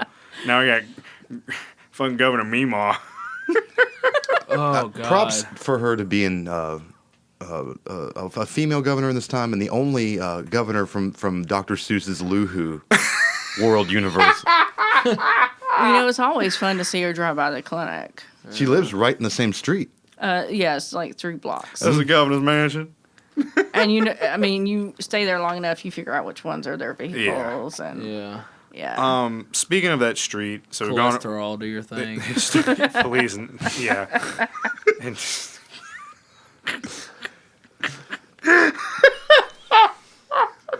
did you go to Colorado or something for health issues or some shit? No, she was on a business trip and had a stroke. Oh, okay. Oh, she was out there getting high. something. They came out. They said, She had too many edibles. Well, that's They came because she up- can't hold up the back wall of Sinclair's and Old Cloverdale Oh my anymore. God, you're right. Here I am telling all the secrets. Oh man. They came out. They said she that her cancer's cured. I'm just like, man, fucking expand Medicaid, dude. Please, just expand. I just want to. Why, Can I get God? my- can I get Why my did you screening? save Kay Ivey? Oh my God. Okay, so we've gone over history. We've gone over the laws and Yeah. the legislator. Now, specifically dealing with Montgomery, can you just give us a rundown of kind of what you see on a day-to-day basis, especially on clinic day, and what y'all have to deal with? Okay. I am usually at the Powerhouse at 4 a.m. in the morning on Fridays. I get a little bit of peace and quiet. A little bit. A little bit. Before all the yelling and screaming starts. Basically about, like I said, 10 minutes till 5, about 5:10. Our regular protesters start showing up. And around 5:30, the CPC bus across the street and the... Nelson, did I tell you what I was calling them? No, please. The Catholics like to bring out the students and all that on Friday mornings, at 5:45 to 6. We call them the Khaki Pant Brigade because they all have on khaki pants, and it looks like a khaki pants convention. I remember having to wear that uniform. Right. Hordes of papist pupils. Is this it? Is this the Pope's? Are you? Oh my God! Please get those lines from Gangs in New York and blare it over the sound system. Prepare to receive the true Lord. Is this it? Is this the Pope's army? May the good Christian Lord guide my hand against your Roman popery. Just hire Daniel Day-Lewis out there to just address him as the butcher and stab one of the preachers. I had this bit I wanted to try back during the Tea Party where you dress up as a redcoat and just open fire with bottle works. God save the Queen. Charge, fellas. You made me choke. Oh my God. Oh my goodness. Okay. But yeah, the crowds on Friday with the khaki pants convention, they're usually about 5:30, 5:45. Did I knock something over? It's a lighter. Oh, okay. Yeah, that's it. But they're quiet. They don't bother anybody. They sit over there and do their rosary, whatever they want to do. But our regular protesters will start screaming the very minute anyone pulls into our parking lot. Usually that's about 5:15. Mm-hmm. And that goes on until the last patient seen and the doctor leaves at whatever time they're done at the clinic on Fridays. We have 40 days coming up. Oh yeah, sorry. Well, yeah. What is that, Lent? Come Yeah. gather your people. Please come collect your people. Please come collect your people. 40 days, yeah. They go out there for 40 days for Lent, and they have mass out there on Fridays or Saturdays. They have a mass, in the lot across the street. Usually on Friday. Yeah. Can we just cancel the Catholic Church? It's about time that we just cancel the entire. Like people like trying to be like, oh, Francis is this and Francis. No, the entire. Not just on the fact that they're like infested with institution. child molesters. Yeah, we exactly. forget that Ratzinger's alive. There's 2 popes now. We're living in that historical. Oh, Yeah. that's right. They're the fucking mafia. The Nazi Pope. Yeah, Yeah. Ratzinger was the one that was too much for the church. Was like, hey, buddy. Hey, buddy, calm down. But yeah, the entire Catholic Church is just. Oh my God. Yeah, but they're generally harmless. Yeah, that is true. There's annoying. The Proddies are the ones you got to watch. Yeah. Right. So yeah, the regular sidewalk protesters, they wear GoPros strapped to their chest. Yes. We affectionately call it their man bras. Because it kind of does kind of lift and separate. So, you know? so the GoPros and so basically the point is to shame people as they walk into the clinic. Yes, they will tell you that it's for their protection because the death escorts, yes, that's what they call us, the death escorts, totally going to be my band name one day. Hell yeah. It's a sick name. Right. Death Escorts. But yeah, they say that it's because of what we do or how we attack them, which is untrue. But it is used as a tool of shame. They will record people, especially if people pop off at them, because they will say things that intentionally antagonize people. If you're a male and you're coming with someone, especially if it's evident because you're holding hands or whatever, that you're with the person coming for a procedure, you're a coward. You need to man up and get her out of here. You can't let her do that. You're a coward. Yeah, it's intentionally baiting. They're waiting for that response. Has anybody ever just popped the main one right in his shit? Just I have stepped in between grown ass men who look like they could play football yeah. more times than I can count.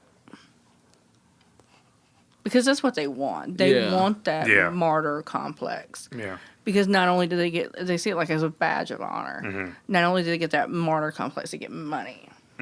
Because then they're going to cry about it on Facebook. GoFundMe and all this other bullshit. Yeah. Right. So it's like the GoPro kind of almost replaced the wanted signs. You would like shaming people on Pretty social media. much, It's like yeah. the 90s was flying with wanted posters. Going after doctors. Now Yeah. they're more blatant about going after patients. Because they know the implications of what can happen to someone if someone's pastor sees them. Yeah, they'll try to get people fired, correct? Right. They will ask you information, trying to get information out of you, so they can then tell on you. So if you mistakenly tell him you go to such and such church, the minute you walk away, he's gonna call your pastor. Yeah, I know he tried to do that for me like once or twice to try to get out where I work. Right. Yeah. If you come to the clinic with a business magnet or your business vehicle, he's going to call it right then, right when you're there. Now the bus across the RV across the Yes. street. So these fake clinics. So whether they be mobile or they be physical locations, what's that all about?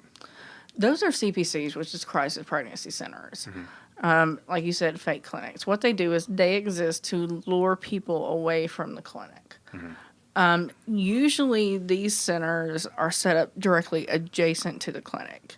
So like in Tuscaloosa, their clinic up there has a building next door that says choices. So you're going somewhere you might not have been before, and you're looking at a building, and there's choices, and then there's West Alabama Women's Center. Sounds like both of them could be abortion clinics, right? Yeah. Nope. Nope. And they named them these things deceptively to trick people. What they will do is they will shame you. They will lie to you about your gestational age, tell you that you're not as far along as you think you are, or that you're too far along. However, they try to play it against you. They do the shaming thing. I've had people tell me that they took their clothes and wouldn't let them leave until they watched some kind of crazy anti-abortion video. Yeah. What the fuck? Yeah. It's kidnapping. Yeah. It's, you're holding me against my will at this point. And there have been women that actually called the cops and say, I'm being held against my will because they locked me in this room because I said I wanted an abortion.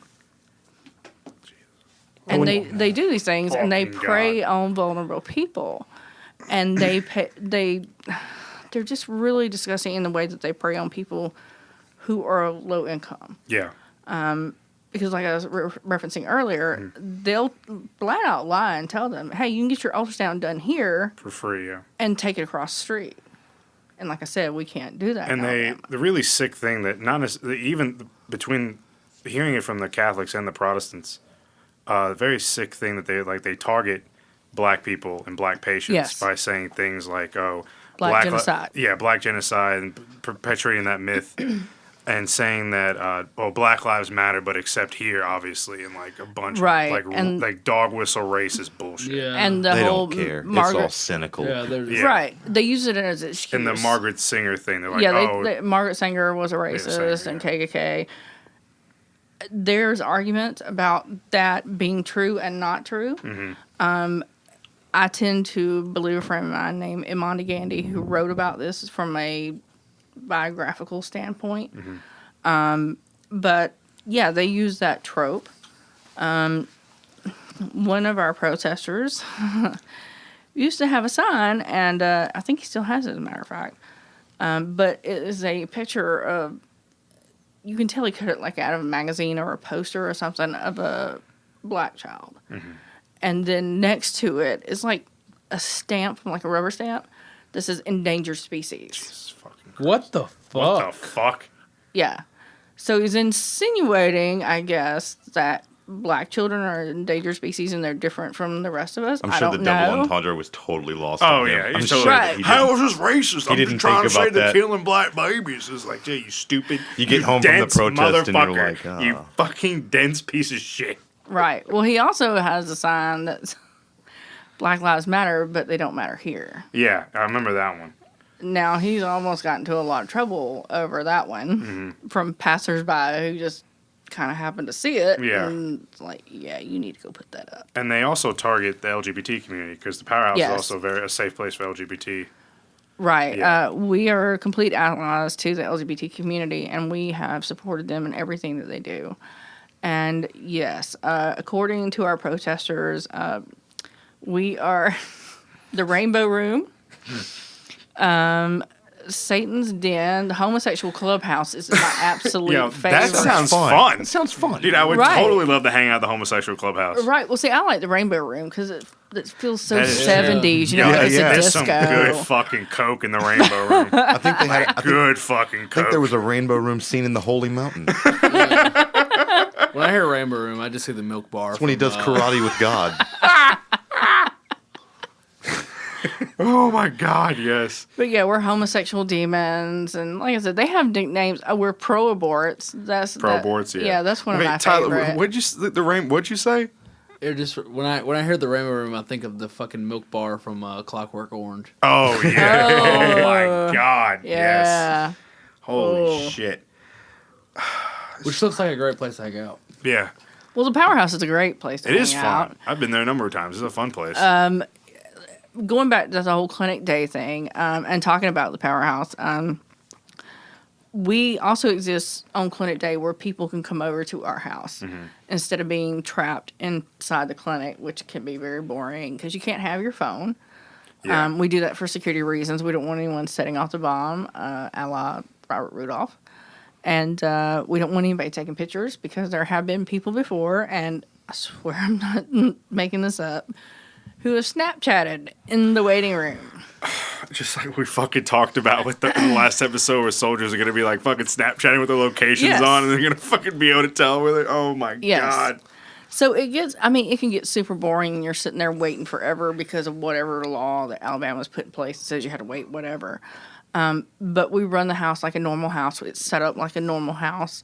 It has a lot of security equipment, but it has everything a normal house has. The only thing we don't have is like a stovetop oven kind of deal and a washer and dryer. Does the Powerhouse endorse candidates? No, not anymore. We used to when we started, when it was just completely grassroots, but we don't do that anymore. But Yeah, basically what we do at the Powerhouse during the day on Friday is people who want to come over and use their phone or watch TV, or they want to sit outside and have a cigarette, or they just want to get away from that clinic environment because the clinic is small and it can get overwhelming because there's so many people in there at one time. So we have basically fortified the porch, if that makes any sense. Oh, with the The camo. yeah, the camo. Yeah, we have the house has huge white columns like you would think southern houses have, and basically we ran paracord to clip camo sheets onto, so the protesters won't sit there and take pictures of people who are on the porch. And then you got the fence, which I love. Well, yeah, we have the fence, but we also have the room dividers. Yeah. I don't know if you've been there when that early in the morning. No, I haven't. We ordered 2 huge room dividers because they had started getting into the habit of standing right in front of the front door from the public sidewalk, which is only about maybe 15, 16 feet from where the public sidewalk ends and Powerhouse property begins, to see inside the door every time someone opened the door and to take pictures from that viewpoint because you could zoom in and take pictures of people sitting on the couch. So when we have people that have their kids or babies, things like that, they can come over and stay with us. And if we don't put the room divider up, they're taking pictures inside the house, trying to see who's in there or what have you. So we literally have to kind of like fortify every inch of our property to keep them from photographing the people that are there for services or, or just along for the ride with someone. Yeah, and we use umbrellas in a way that no one does. Number one, we all wear clinic escort vests that are rainbows because the people across the street with the CPC tried to copy our vests. They used to be bright, like hunter orange, and then they started wearing the same vest, but it didn't say pro-choice clinic escort, and they did it to confuse people, to try to trick people coming from the clinic to go over there. Yeah. So we have specially made rainbow clinic vests because they're never going to put on a rainbow and be perceived as gay. Oh, my God. Oh, God forbid. Right, but we use the biggest golf umbrellas we can buy, and we use them as a shield. We don't use them in the way you would use them when it's raining. We use them out in front of us or to the side of us or however we have to do to block that camera. And one of them has a big middle finger on it, right? No, that's a little tiny personal umbrella. That's not one we use. Someone bought that. It's not one we use because it's too small. I noticed that empty field across the street is private property. Yeah. Yes, they bought that. The bus people bought that. Who funds these bus people? That is your people. God. The Knights of Columbus and the Catholics. And I'm just fucking thinking of The Departed. Yeah. The Italians are the Knights of Columbus. Yep. Italians. I know, right? True guineas. Oh, my So, God. yeah, they wasted over $200,000 on those 2 empty lots. God. Because I did look into buying them at one time, Yeah. a long time ago. And I think one lot was 120 and the other one was 140. So you're talking about $250,000 to go along with the $250,000 RV. That's $500,000 of nothing sit across the street. But there's no problem with like hunger in the South, and how much. No, there's absolutely not a homeless encampment behind those lots that come to the house to get food because, as they tell me, Miss Mia, I can't eat Bible tracts. Yeah. So they come to us to get food and water, and especially water during the summer. Yeah. Has anybody ever did like a counter protest to the bus? I do my daily counter protest. Tyler brings up an interesting point because we wanted to ask what can our live studio audience and our listeners and anyone around the country do to help their local clinic and or Planned Parenthood in this way that does not get in the way of what y'all are doing. No matter where you live in the United States, if you want to help a clinic, for God's sakes, call them first. Mm-hmm. Do not do anything without the permission of the clinic.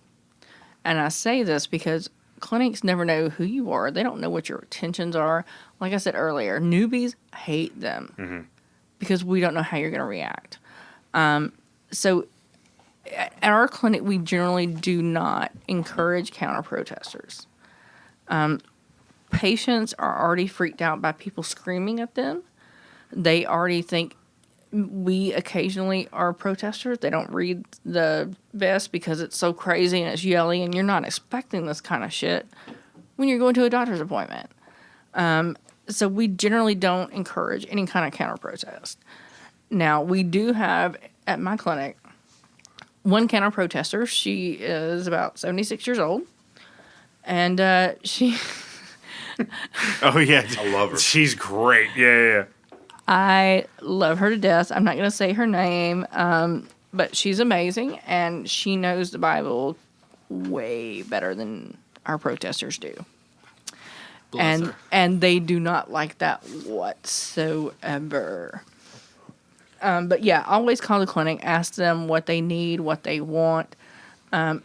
Please do not send letters to a clinic. If you want to tell them that they're great, send a postcard. Clinics do get hate mail. We've had anthrax letters, fake anthrax letters. Fuck. Yeah. So please don't send anything that if they don't know you, they're going to freak out about. Call the clinic. Ask them if they don't know or they're kind of disinterested. Go to the National Network of Abortion Funds website and find your local abortion fund. Your local abortion fund is going to be able to put you into so many realms that you may not even know exist. Because we work in these states and we know the boundaries. We know what needs to be done. We know the need. So even if the local clinic can't help you, your local abortion fund can. Hell yeah. Because I think a lot of people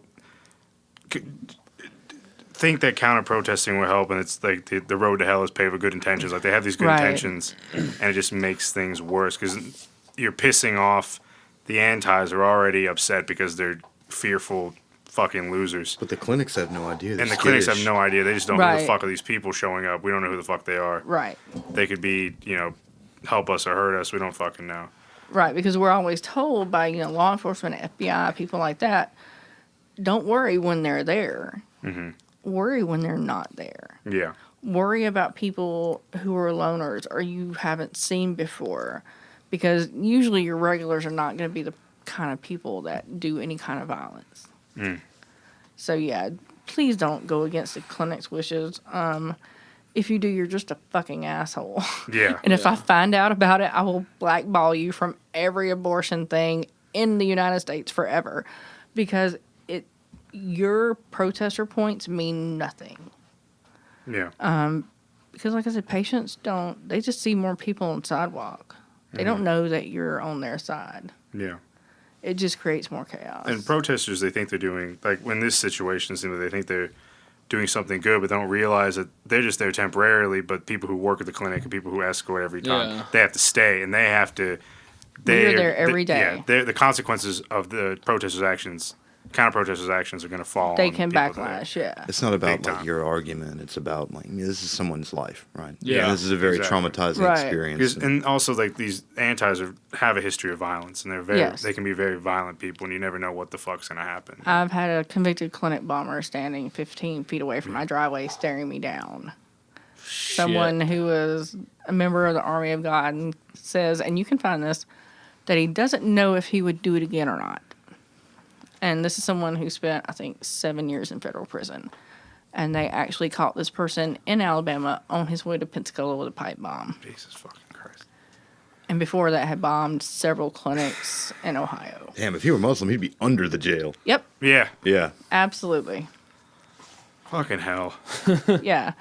So if the clinic tells you they don't need anything, don't be an asshole. Yeah. You're just going to make their life harder. Yeah. And then you're going to piss people off. And then people like me are going to make sure you never have a part in anything because it's just not nice. So basically, if you want to help, get up with whoever does the escorting and get Postcards, trained. not letters. Postcards. Postcards, Yeah, not letters. And whoever's doing the escort training, get up with them so you can get training and you can become an escort. And if you have a clinic in your city and you drive by there and you see escorts, bring them some coffee.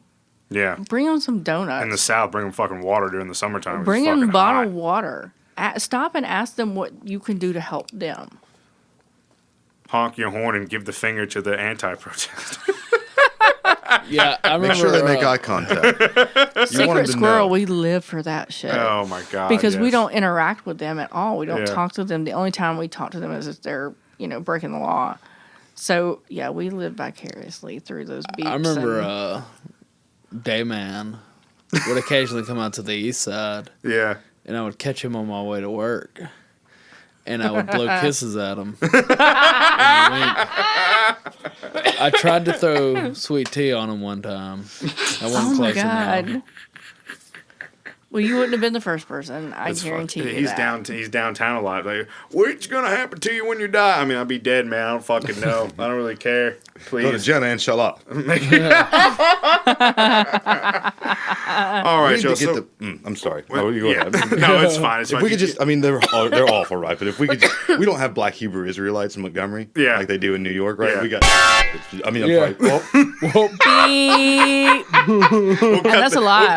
We'll cut it out. We'll cut it out. We do have a Black Israelite at the clinic. oh my God, Holy shit. we got to pit them against each other. Oh yeah, I gotta pit them against each other.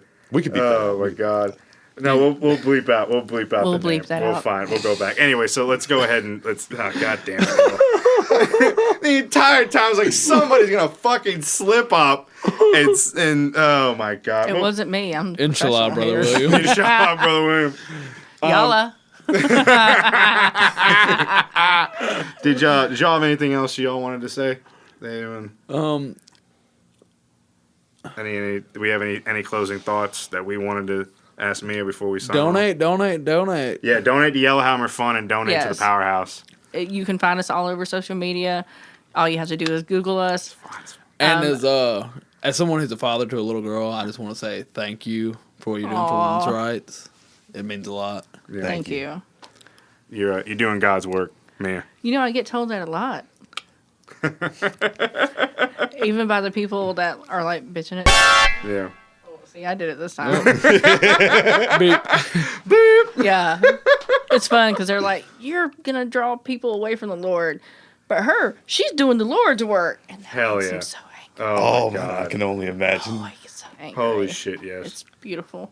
Mia, Read do you have James, any? serve the poor. Yeah, exactly. Right. Do you have any closing remarks? Anything you want to add before we sign off? Do not think the Alabama legislature is going to stop at banning abortion. Mm-hmm. I don't know exactly what we're up against this year, but there will be something. I will be surprised if we don't get a fetal remains bill because Supreme Court allowed that to stand through Pence's Indiana. God, that's twisted. Yeah. Using the bodies. Can we explain what that is real We're quick? using the bodies to eat the furnace. Fucking Alex Jones. The fetal remains bill is basically saying that if you have an abortion, then you either have to bury the remains of products of conception or you have to cremate it on your own or the clinic has to pay for What it. the fuck? It's twisted. It's 1,000 humiliations. It is 1,000 humiliations. And unfortunately, Pence passed what we called an omnibus abortion bill before he left office. And unfortunately, the Supreme Court allowed that to stand.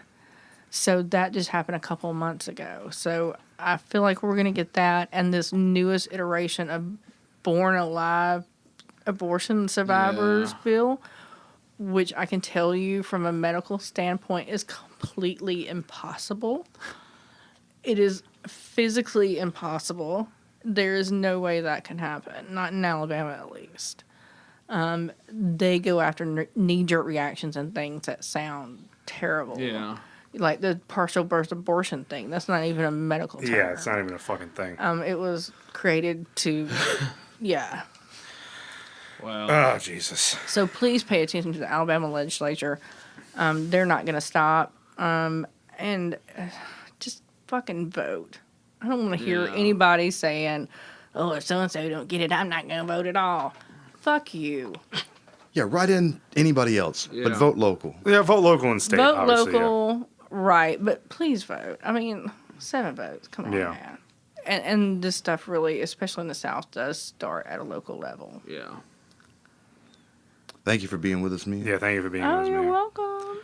All right, y'all. So at Dixieland, the proletariat, we believe the South will rise again, but this time for the right reasons, those being worker-owned means of production, decolonization, and self-determination for all oppressed peoples. We are coming to you from the heart of Dixie, Montgomery, Alabama. We'd also like to recognize a recording on occupied land that rightfully belongs to the Muskogee and its people. Also, quick little blurb. Get them, Nelson. Obviously, we sometimes crack jokes that are fucking stupid, and if that's what turns people off to this, then I apologize, and we obviously don't mean anything by it. We try to be as sensitive as we can. Obviously, we let things slip because we are three generic white dudes, and we try to not have the opinions of generic white dudes. However, I just wanted to say that we made it pretty obvious that we are a leftist podcast and not necessarily a liberal podcast, and there is a difference. Now, we are obviously against American imperialism. When we say things like "death to America," we obviously it's in a joking matter, but when we say what people need to realize that when we say decolonization, that in and of itself is a very nice way of saying that the white settler colony of America needs to come to an end. We need to give the land back to the indigenous people and respect treaties and start from scratch and go from there. If anyone has a problem with views expressed when it comes to our critical support for people that are fighting against American imperialism, obviously I would not want to. I mean, Will may want to live in Iran, but I don't want to fucking. No. Yeah. Okay. I don't want to live in Iran. I wouldn't want to live in Iran. However, I don't agree with everything that Iran does. Iran, whatever you want to say. I'm sure that's General. I want to call him Salami, but Soleimani probably might have done bad things, just like General Sherman probably did bad things, and Stalin did bad things. But at the end of the day, the people that they are fighting against and did fight against are a lot worse than what could have happened. Like, obviously, I'm not going to say shit on the Soviet Union for when they were fighting Nazis, because fascism is pure evil. Obviously, Sherman might have done some things wrong, but the Confederacy was worse. And as we know, American imperialism is fucking horrible. Like, people need to realize that when Bush destroyed Iraq, that, yes, we say 4,000 American troops were lost, 58,000 were wounded. Millions of Iraqis were killed, wounded, displaced, families separated.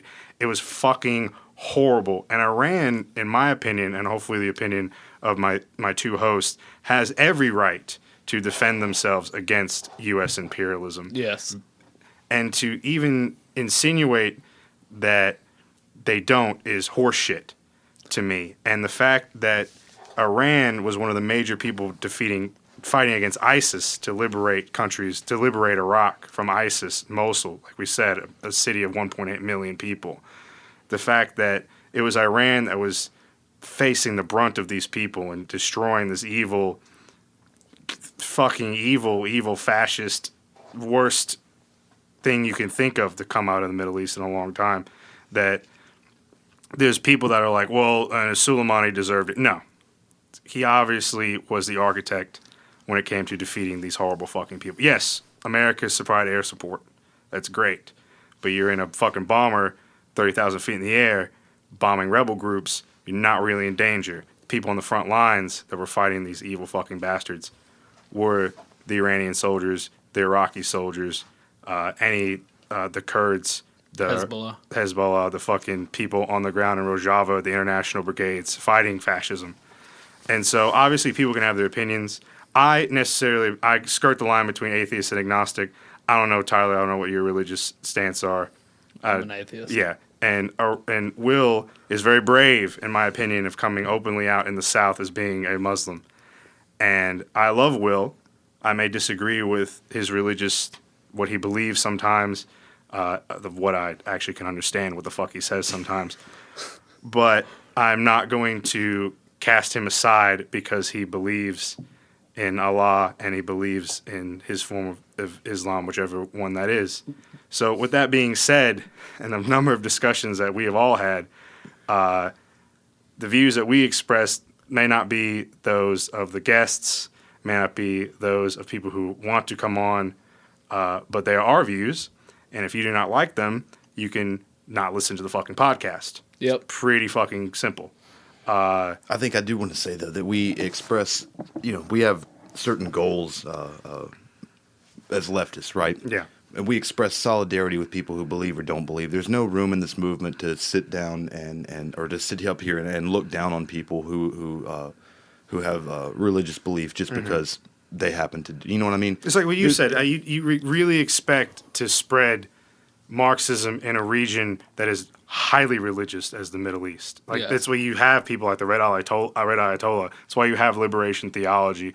That's why you have things that Marx didn't even fucking think about in the 1840s. You don't have to go abroad. Even in this country. I mean, civil rights movement couldn't have been built without a lot of the organization that was done in the churches. I'm reading Hammer and Hoe right now about the Alabama Communist Party during the Depression, how they organized the sharecroppers unions.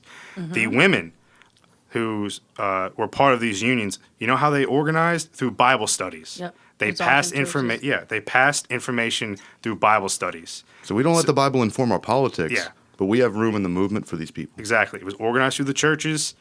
The sympathetic pastors, obviously there were unsympathetic pastors. Fuck them. They organized through Bible studies. Women passed code through these organizations, through Bible studies. Communists to organize these unions that were getting shot out by the Klan. We'll go into this in our Hammer and Hoe episode. It's a great book. Please read it. But that being said, the stupid shit we said, we are going to say, obviously, sorry. Obviously, we don't condone the killing of innocent people. We do highly appreciate those that take out fascists and Nazis and Klansmen, because the only good Klansman's a fucking dead one. And I'll go to my grave saying that, because they're fucking horrible people.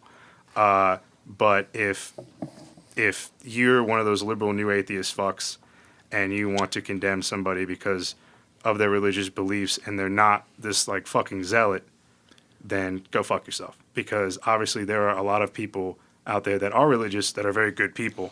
We see that at the Unitarian Church all the time. Yeah. And there's also people who are religious that are pieces of shit. And if you want to see those pieces of shit, go out to your local abortion clinic anytime they have a clinic day and see them be fucking pieces of shit. Anyway, y'all, that's just my 2 cents. I hope you all enjoyed this episode. Thank you, Mia, for coming on. You're doing God's work. Thank you for having me. No problem. Anytime. You're always welcome back. Thank you. Forever.